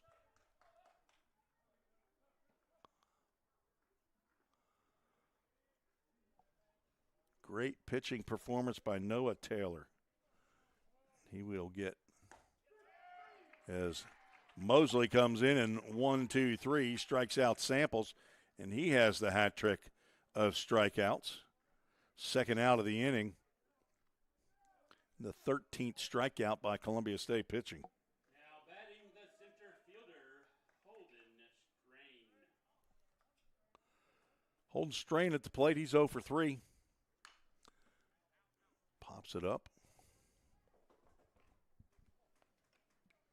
Lady Pioneers holding on to the 8-0 lead. And I've been told by Richard Murray that they do have mercy rule in the championship game for softball, and they have an 8-run rule after 5. So Chattanooga State down to their last 2 outs, according to Game Time Sports Network on my phone.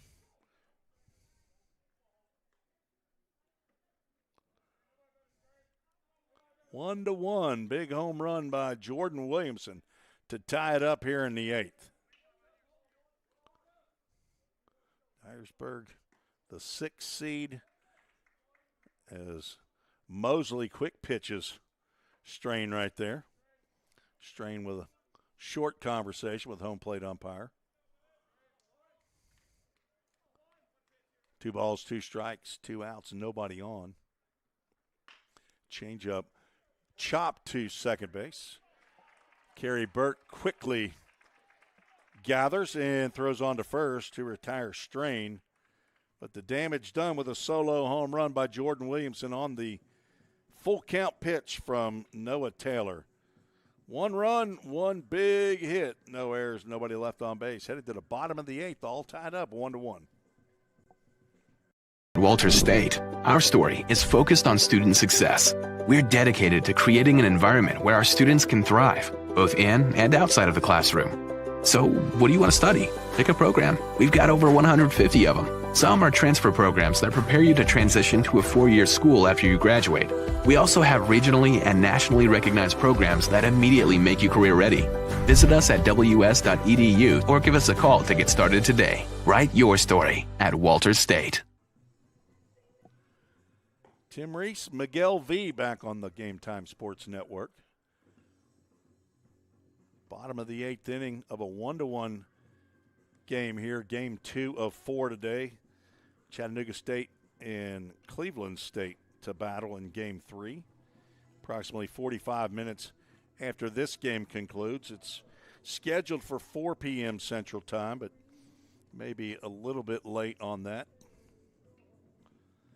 Final game of the day will feature the loser of this game to take on the Southwest Tennessee Salukis in a loser's bracket contest. Southwest Tennessee lost 16-4 to Chat State yesterday. The number 4 seed will try to rebound. 4, 5, and 6 due up to face Bennett Stutz out for his 8th inning.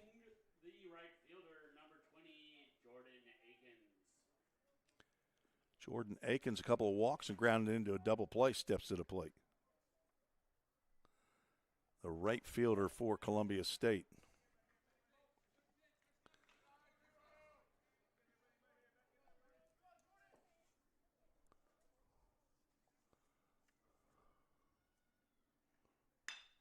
Hard shot to second, gloved by Duke Samples. And he throws on to first to retire Akins. Nice play there by Samples on a bullet ground ball by the former Rossview Hawk. You look in JUCO up and down the roster, there's a lot of Rossview Hawks out there. There's a lot of Creekers, a lot of Stewart's Creek players. What did we determine? 3 for Chat State, I think. Isaac Schaefer at the plate. He grounds one fair, no. Foul down the third base line. Just foul. That was headed for the corner. Third base umpire Nick Reynolds made the call.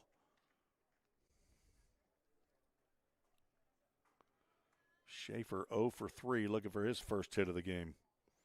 They've had one hit in every inning except the 4th. And popped up into right field. In fair territory, Brady Byers makes the catch for out number 2. Schaefer now 0 for 4. Julian Richards has 3 of the 6 hits for Columbia State. Ashton Kemp with 1. John Carter with 1, and Sam Smith has 1. Jax Nichols 0 for 3.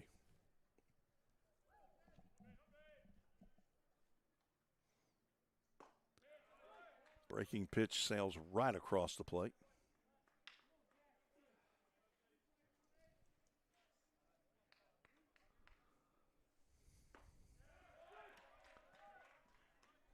Strike 2. Got to get our alumni spotlight for Columbia State in here.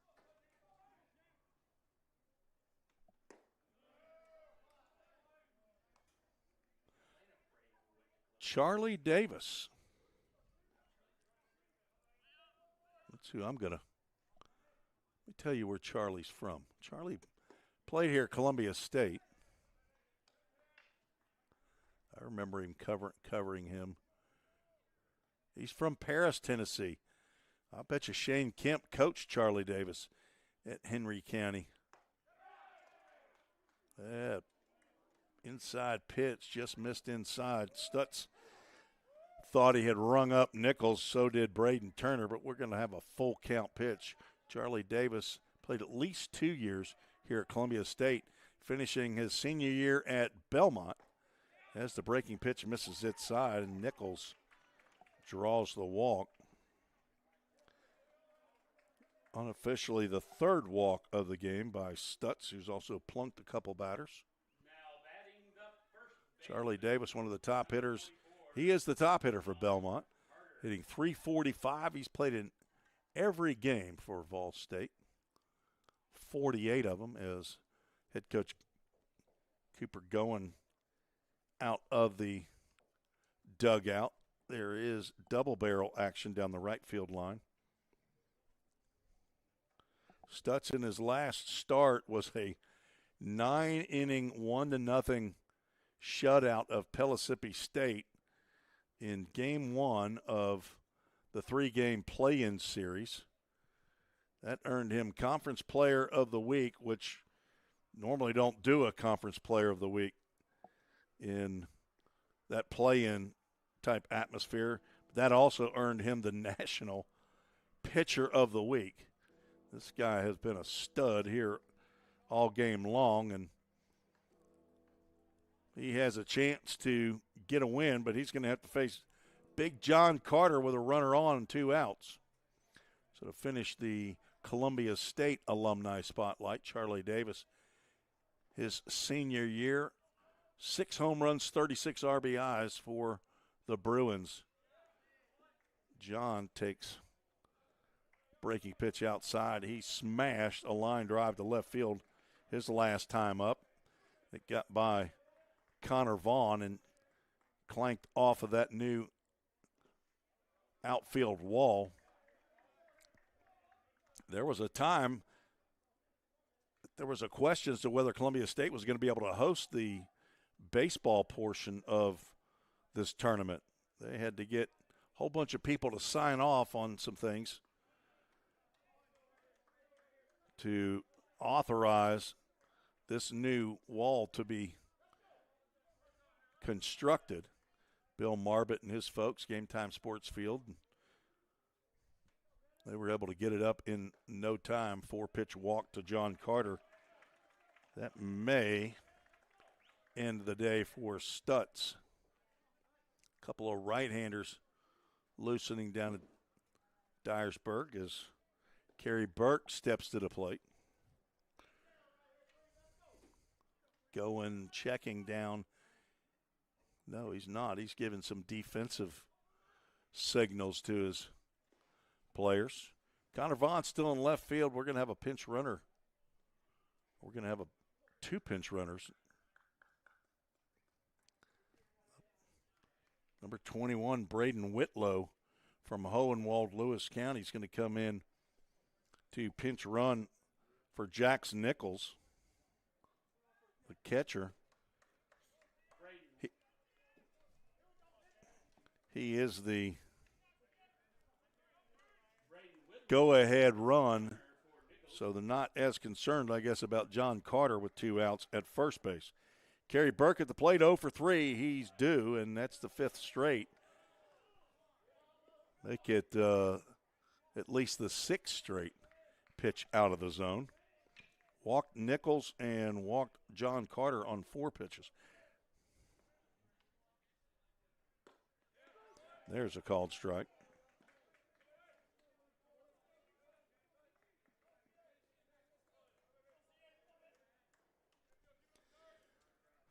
Columbia State led 1-0 until the top of the 8th, all the way from their half of the first. That's a line drive out to left field. That's going to get down. And here comes Whitlow. The throw goes into second base. Whitlow scores easily.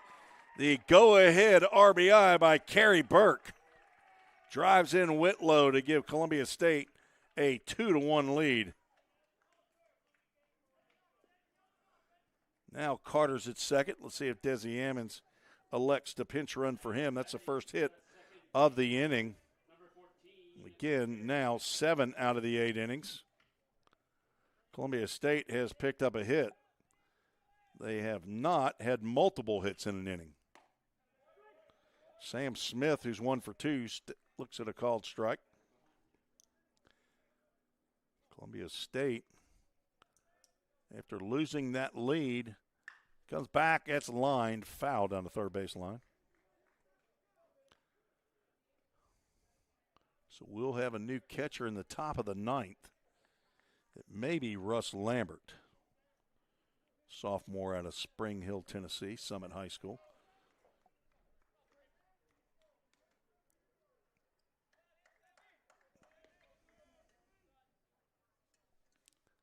Ball State has added 3 more and lead 11-1 as swing and a miss by Smith, and he strikes out to end the inning.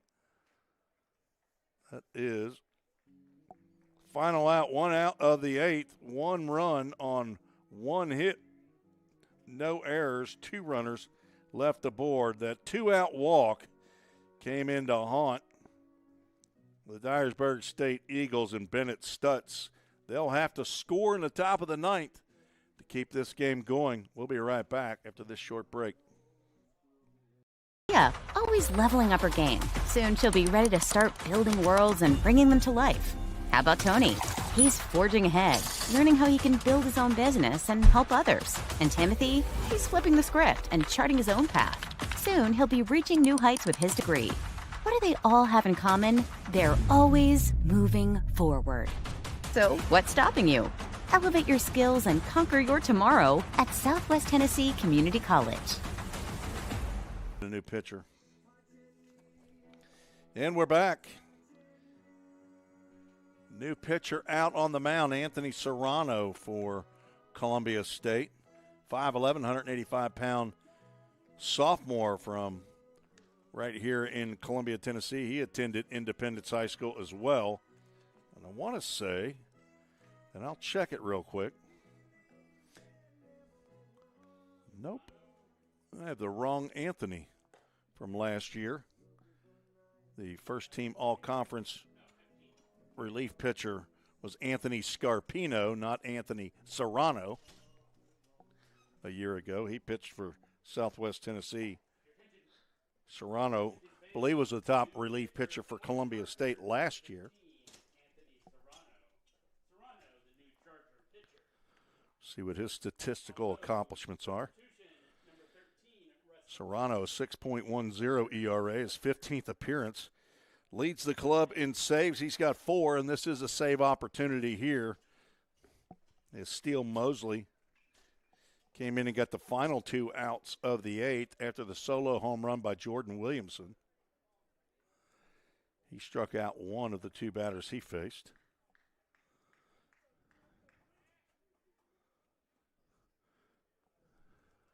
So Steele Mosley will be in line for the victory if Columbia State can hold on.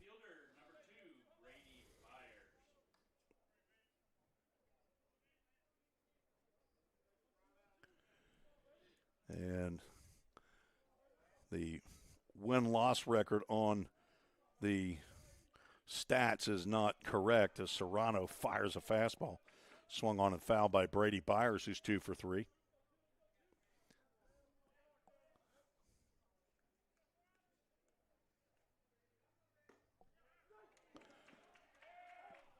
Byers indicating that pitch is down, shaking his head no, but the only opinion that matters is the home plate umpire.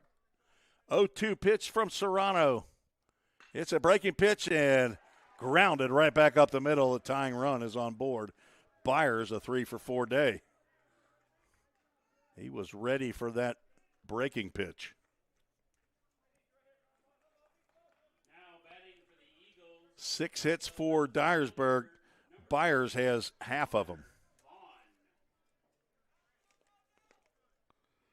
Serrano, 20 innings plus, giving up 15 hits. It's 16.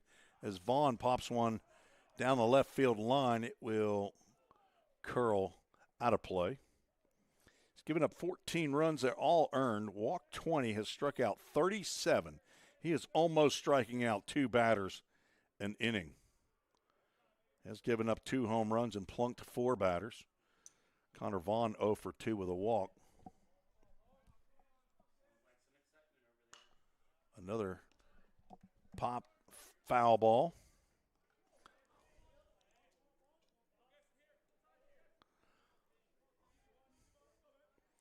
On deck, Darian Richards. Byers leads off, bluffs a run to second, but he stays put. Breaking pitch lands down. Noah Taylor started, went 7 1/3. 5 hits, 1 run, walked 1, struck out 12. Vaughn able to hold up on the breaking pitch. Russ Lambert is the new catcher for Columbia State. Sophomore from Summit High School. Runner takes off. Pitch in the dirt. Dug out of there, but throw down to second base. And the tying run is in scoring position. Byers picks up the stolen bag. The 91st stolen base of the year for the team.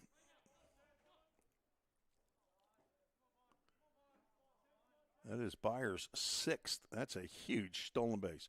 Full count pitch right down the middle for ball 4. Now, it may have been just a hair inside, but Vaughn nearly got rung up with that one, so now 2 on. First 2 to face Serrano have reached. Darian Richards, 0 for 3, comes to the plate. Let's see if he's going to try to lay down a bunt. Strikeout fly out. He squares. The pitch is low and outside. Nobody warming in Columbia State's bullpen. It is Serrano's game.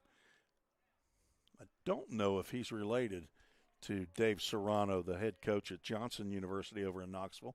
Squaring around and taking a strike. Looked like Richards didn't want to have anything to do with that breaking pitch to bunt. I always found it was easier to bunt the breaking pitch. Fastball seemed to be easier to pop up. He's squaring around again. This pitch low and in the dirt. Nice stop by Lambert, the experienced catcher behind the plate. I believe last year it was he and Derek Valentine Luciano who shared the catching duties for Columbia State. Another square, and the fastball misses downstairs. Serrano in danger of walking his second straight batter. Wyatt Diffie is in the on-deck area. Nobody out, top of the ninth. Columbia State leads 2-1, trying to secure the victory. And ball 4, Richards doesn't get the bunt down, but the bases are loaded. Augie Gallardo, the pitching coach, is still standing, and it will be Desi Ammons, who's basically a pitching coach himself, former catcher at Belmont University. We'll come have a conversation now as there is some movement down in the bullpen.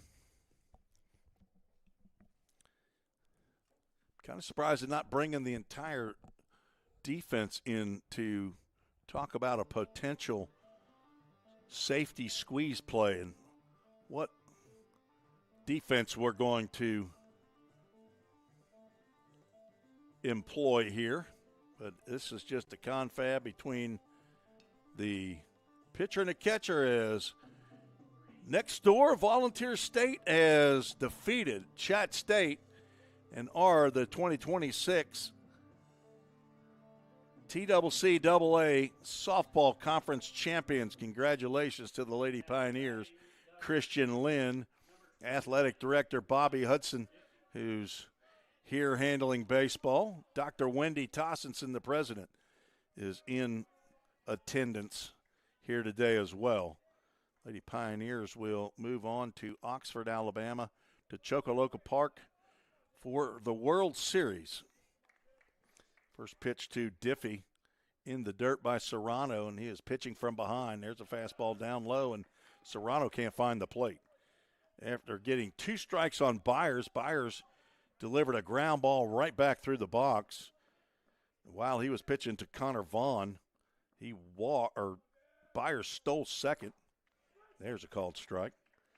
Eventually walked Vaughn on a full count pitch that was really close on the inside corner. And then Darian Richards tried to lay down a bunt to move the runners around, but didn't get a pitch to hit. 2-1 pitch, low and outside, and he's a pitch away from tying this game up. Wyatt Diffie, a couple of strikeouts and a pop-out.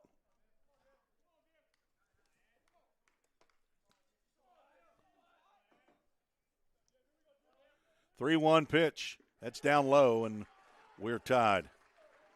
Bases loaded walk to Diffie. Brings in Byers. Single and 3 walks. Cannon Clapp, the DH, steps to the plate. There is a lefty loosening in Columbia State's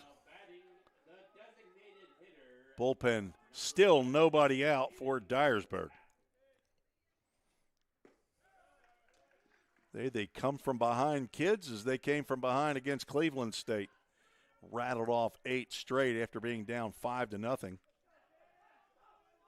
Serrano delivers a fastball in the outside corner.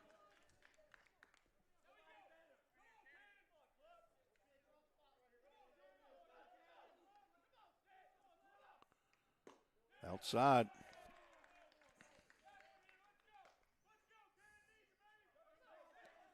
Two balls and a strike.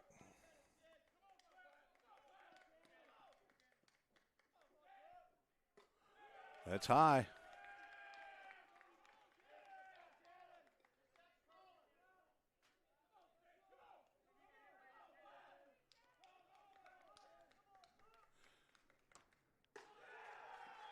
Ball four. 4 straight walks by Anthony Serrano.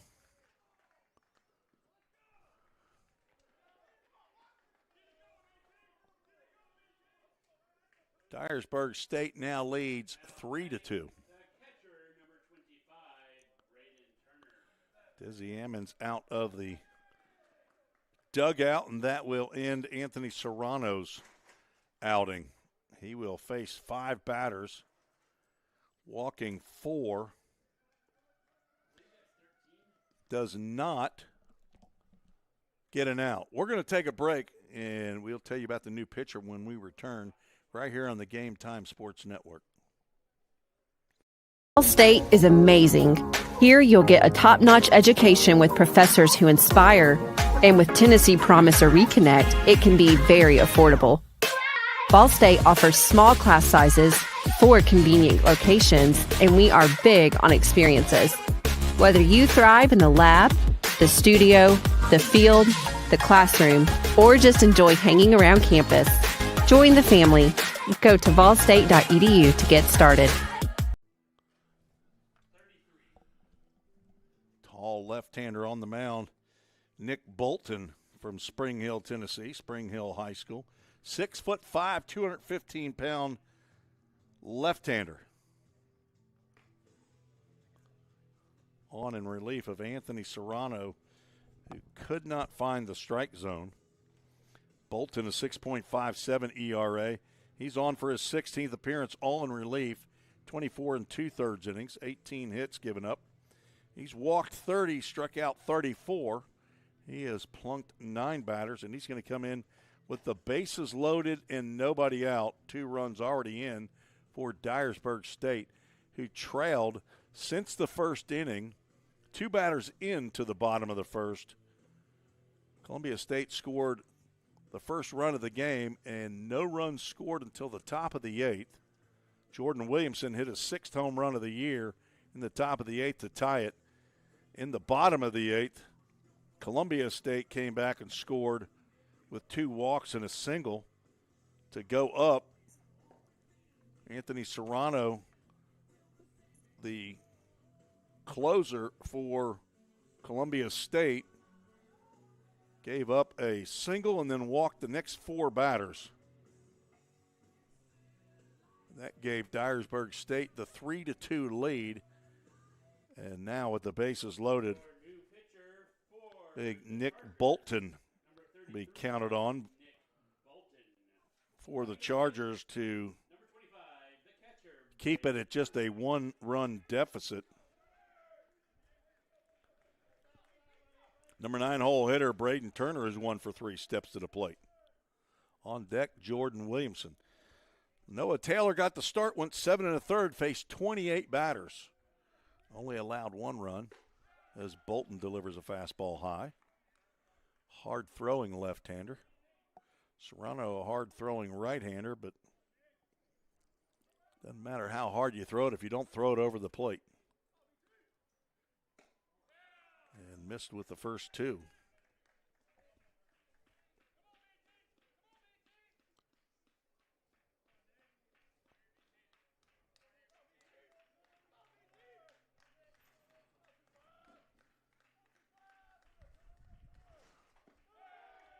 Three balls and no strikes.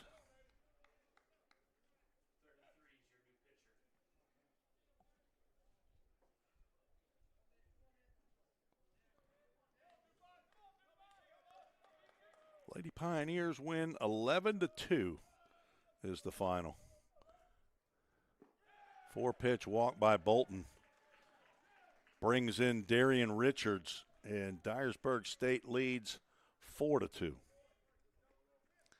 That run charged to Serrano. Diffie now down at third as we'll have a pinch runner at second base.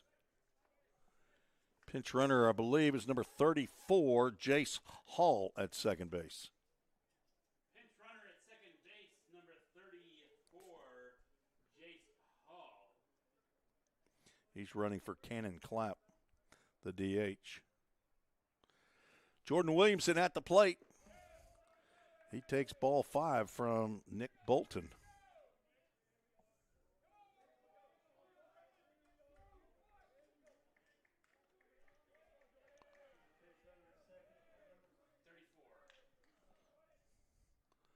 Williamson is the leadoff batter. There's a called strike at the letters.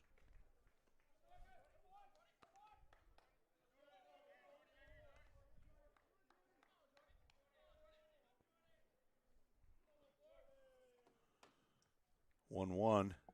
That's another called strike. Williamson had 2 strikes on him when he hit a solo home run in the 8th. He's batting here for the second time in 2 innings. It's the 5th time in the game where the leadoff batter, Williamson. And he swings and misses. First out of the inning.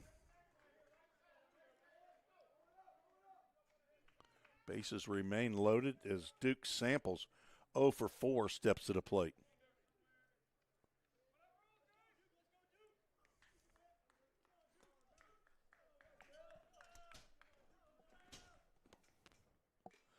Swinging a foul tip. That looked like it was going high and away, but Samples aggressive with the bases juiced. He's trying to get something in the outfield, at least bring in one more run. All 3 runs have scored with bases loaded walks. Byers led off the inning with a single. 5 straight walks by 2 pitchers. Connor Vaughn, Darian Richards, Wyatt Diffie, and Cannon Clapp. And then Braden Turner. That one goes to the backstop, but kicks off hard and comes right back to Lambert. A short area behind home plate and the backstop, so it's going to have to kick left or right a pretty good distance for a runner from third to attempt to score.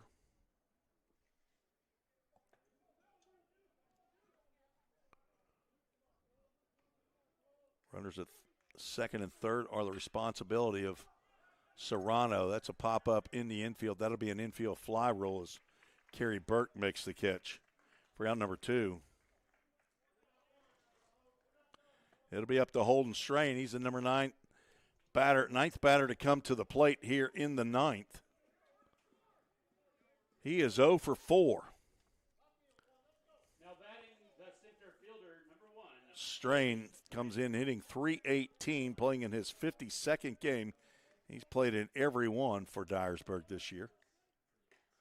Able to hold up on the high fastball. Kemp still in left, Schaefer still in center, Aikens in right. Sam Smith at third, Holden Warmoth at shortstop, Kerry Burke at second. John Carter down at first, Russ Lambert the new catcher. Again on a high fastball. Strain starts his swing, but he stops well short. 3 runs in the inning on 1 hit. Dyersburg has taken the lead 4-2. At the letters, strike is called.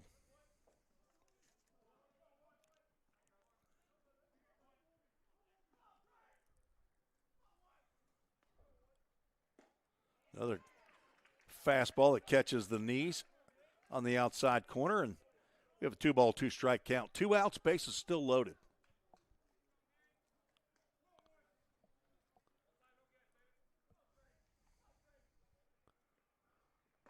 Swing and a miss. Bolton comes in and after walking the first batter he faces, retires the next 3 batters to retire Dyersburg State. But in the inning, 3 runs on 1 hit. There was no errors. 3 runners left aboard. 4-2 as we head to the bottom of the 9th. You're listening and watching the Game Time Sports Network. At Walters State, our story is focused on student success. We're dedicated to creating an environment where our students can thrive, both in and outside of the classroom. So, what do you want to study? Pick a program. We've got over 150 of them. Some are transfer programs that prepare you to transition to a 4-year school after you graduate. We also have regionally and nationally recognized programs that immediately make you career ready. Visit us at ws.edu or give us a call to get started today. Write your story at Walters State. Bennett Stutz trying for the complete game victory here in the second game of the conference tournament for Dyersburg State. They're trying to get to tomorrow's winner's bracket final game against Walters State, who a 6-1 victory over Chat State in game one of today. That game will be at 11 a.m. right here on the Game Time Sports Network, brought to you by Jay Harper will be on the call tomorrow. He just finished calling the championship game in softball. Whoo, that pitch.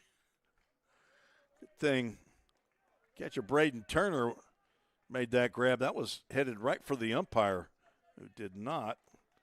Look at that last pitch thrown by Stutz. It was kind of a throwaway pitch. Top of the lineup for Columbia State.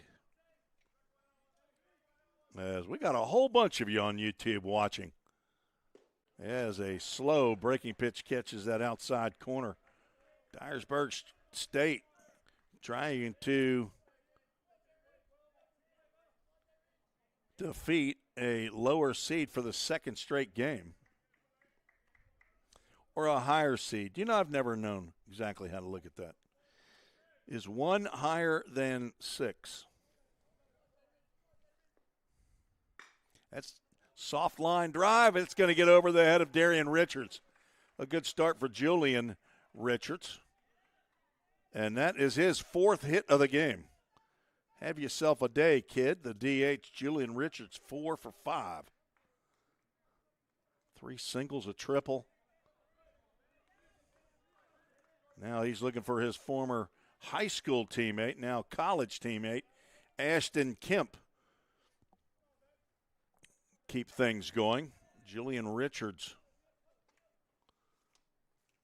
does not go, and Kemp swings at the first pitch. Vaughn moving over toward the line, and he can't get to it. It lands in the field of play, but it's on the warning track, foul. Kemp likes to swing at that first pitch. Last time he did that, did not give Julian Richards an opportunity to try to steal a base. He's 4th in the country in stolen bases with 41 of them.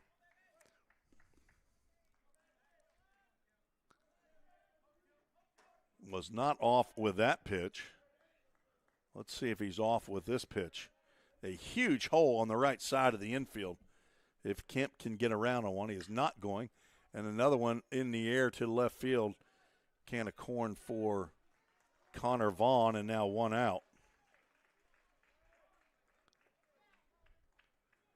Kemp 1 for 5 with an RBI. Will give way to Holden Warmath. Warmath, 22 home runs, 99 RBIs. Could he tie it up with his 23rd home run of the year?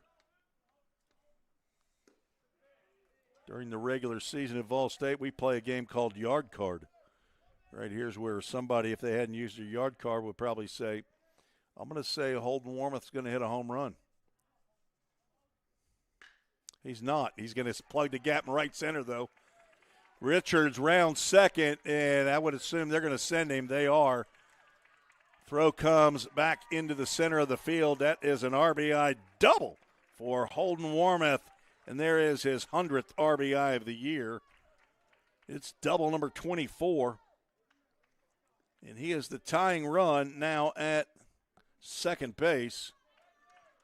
There is a right-hander loosening in the Dyersburg State bullpen.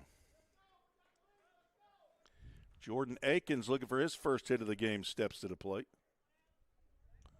Bottom of the ninth, 4-3, tying run at second, winning run at the plate. There's a ground ball to the right side.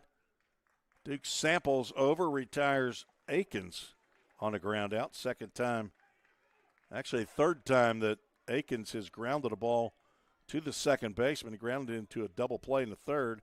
8th and the 9th, he's grounded out. Now with 2 outs, Isaac Schaefer will come to the plate. Warmath at third base, so pressure on Braden Turner, the catcher, and Bennett Stutz, the pitcher. Don't want to give him an easy one. Popped up out of right field. This is playable. Brady Byers continues, cannot make the catch. In the corner just beyond the pitcher's mound in the bullpen as Byers now gets up, picks up his hat. And not sure if did that get on that right field camera? Miguel, were you able to click over to this camera right here to see if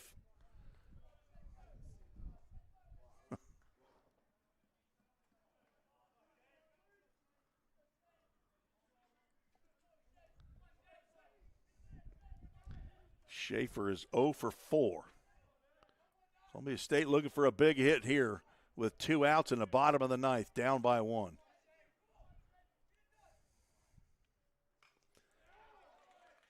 Count now 0-2. Schaefer, 44 RBIs, 51 hits. Actually doesn't need a hit. He just needs to get on. Keep the inning going. Russ Lambert is on deck.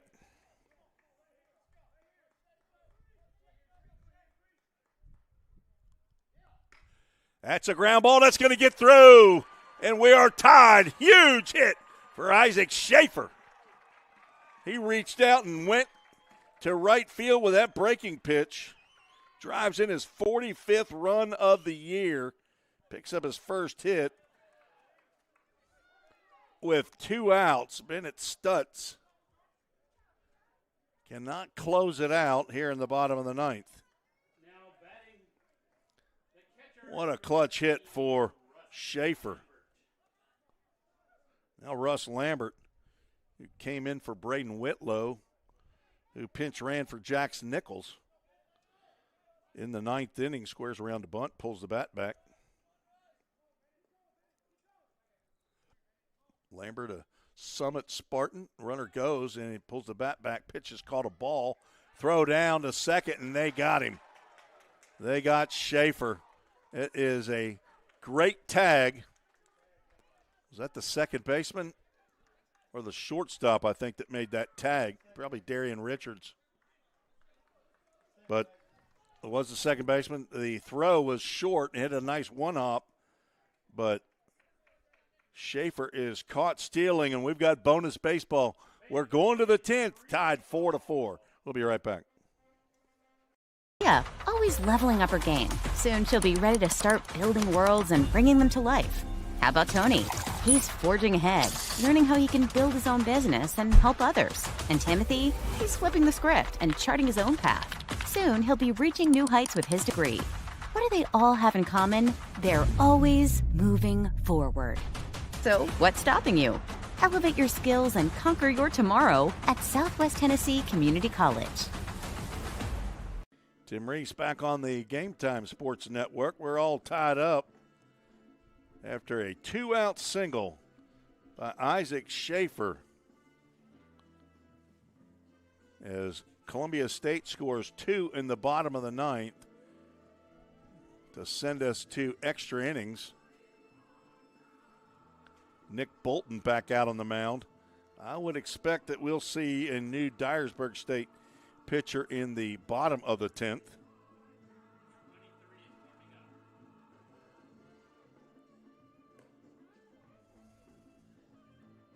Two runs in that inning on 3 hits. No errors, nobody left on base. I got 10 hits, 4 runs, 10 hits for Columbia State, 4 runs, 6 hits for the Dyersburg State Eagles.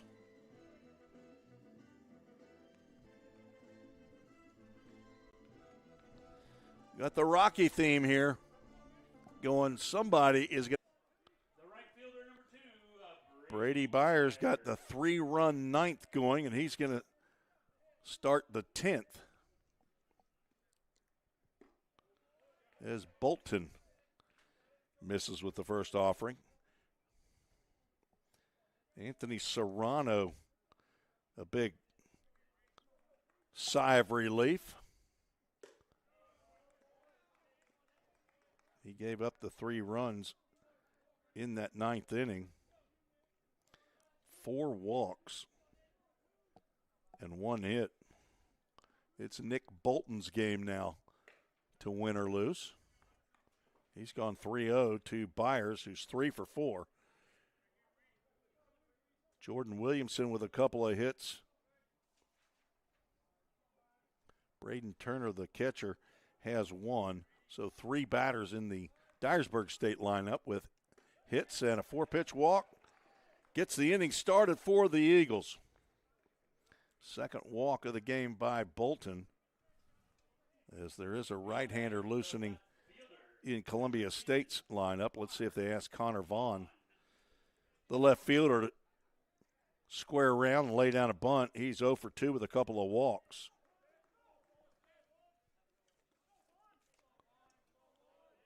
Vaughn has a couple of sacrifice bunts.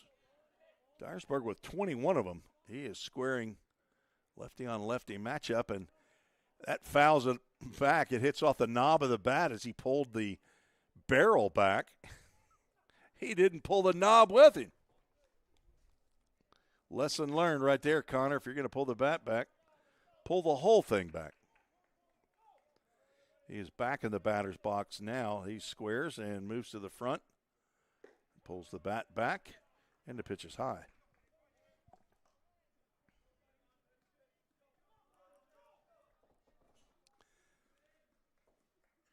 Region 7 conference tournament here. 6 teams vying for the chance to play the Georgia state champ. Throw over to first. Big John Carter has to get up on his tippy toes.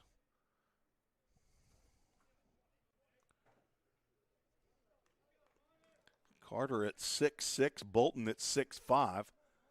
Bolton standing on that mound. Looks like a gigantor out there. And cannot throw the strike to allow Vaughn to lay down a bunt. See what happens. Byers 5 stolen bases out of 7 attempts. Pitch is in there for a called strike. Vaughn did not offer at it. It was at the knees, it appeared, and the count now 2 balls and 2 strikes. I would assume the bunt is called off. Cooper Goen, the head coach, is in the dugout. Not sure if he's the one flashing the signs. He's squaring around the bunt, pulls the bat back, and he's gone down looking. Well, that's an at-bat to forget. Third strikeout of the game for Bolton, and Cooper Vaughn really never attempted. The only foul ball at the plate was on a pitch that he pulled the bat back away from. Darian Richards comes to the plate. He's 0 for 3. He could attempt a bunt for a base hit. He's got huge area on the left side as Warmath, the shortstop, is playing close to second base. Sam Smith, the third baseman, is about 2.5 steps off the third base line, guarding against doubles. John Carter gets one hop, and he throws it in the dirt. Warmath able to keep his foot on the base. Carter was trying to avoid the runner with the throw. Warmath dug it out of the grass and gets the lead runner as Richards reaches on the fielder's choice. Desi Ammons will come out to check on his all-star shortstop.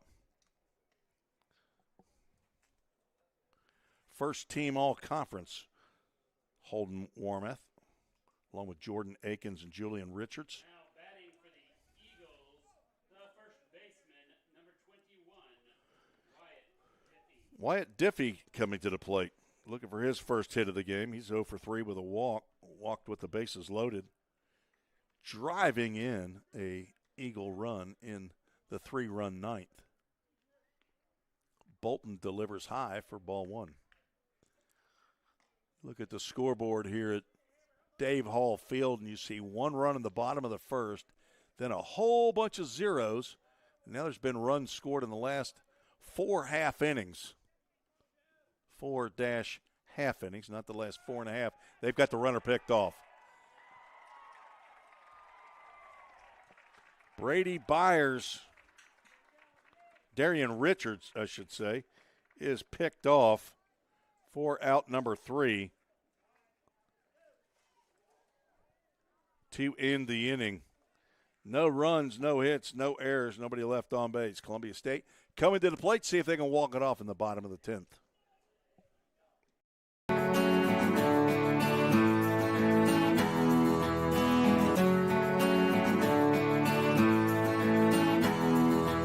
I chose Columbia State because it was very convenient. It's close to home. I get a real sense of community, a sense of family. I absolutely fell in love with the campus and the faculty and the programs and everything like that, and it was so awesome for me. Explore your opportunities. All right, we got a new pitcher. Samuel Barnes.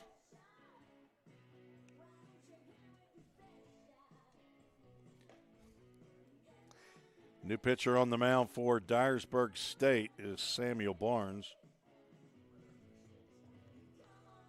5'10", 155-pound freshman from Bartlett, Tennessee.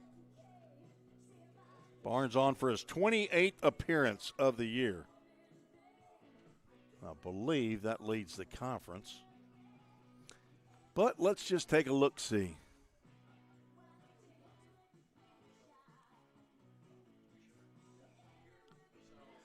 Bennett Stutz goes 9 innings.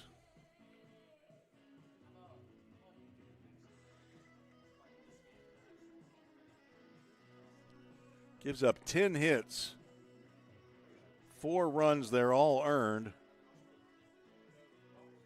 I've got him with 4 walks, 4 strikeouts, and he plunked 2 batters and faced 41. So he goes a full 9 innings in back-to-back games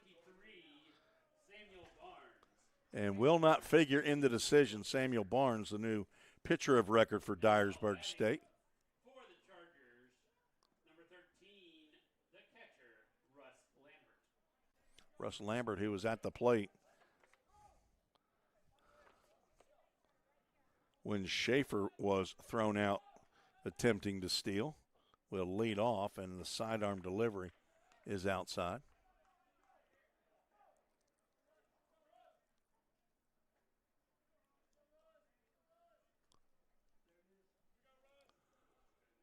One-zero pitch. Lambert looks at a called strike on the outside corner.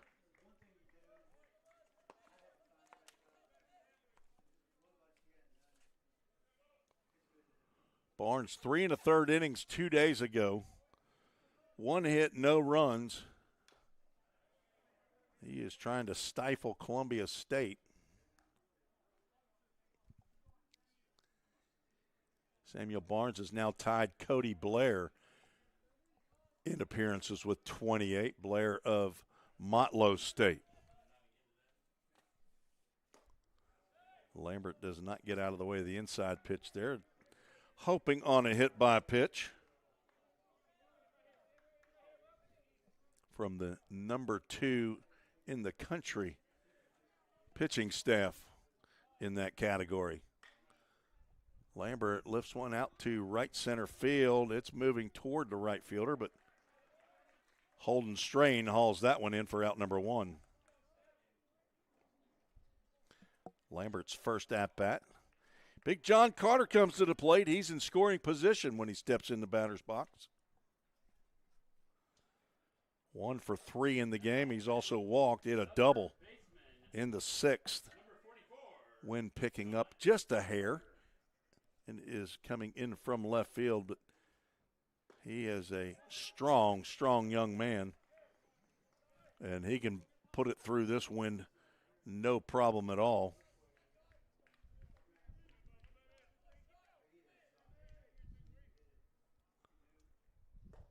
He took a home run cut there on the breaking pitch. Came up empty.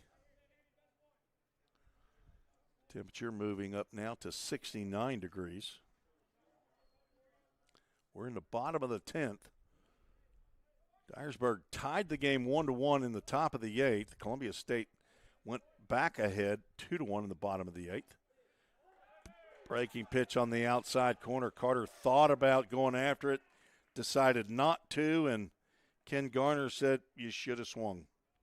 He rung him up for out number 2. Samuel Barnes' first strikeout, and that'll bring Kerry Burke to the batter's box. He's the second baseman for the Chargers.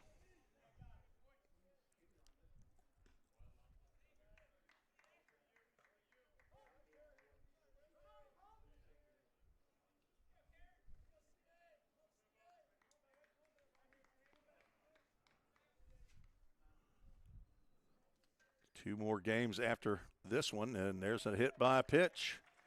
Burke gets the harm, the third Charger to be plunked.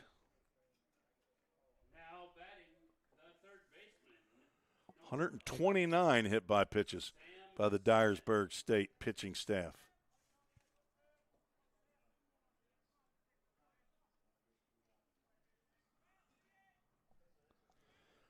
Number 9 hole hitter Sam Smith at the plate. He's been plunked once. 1 for 3. Fouls that breaking pitch off.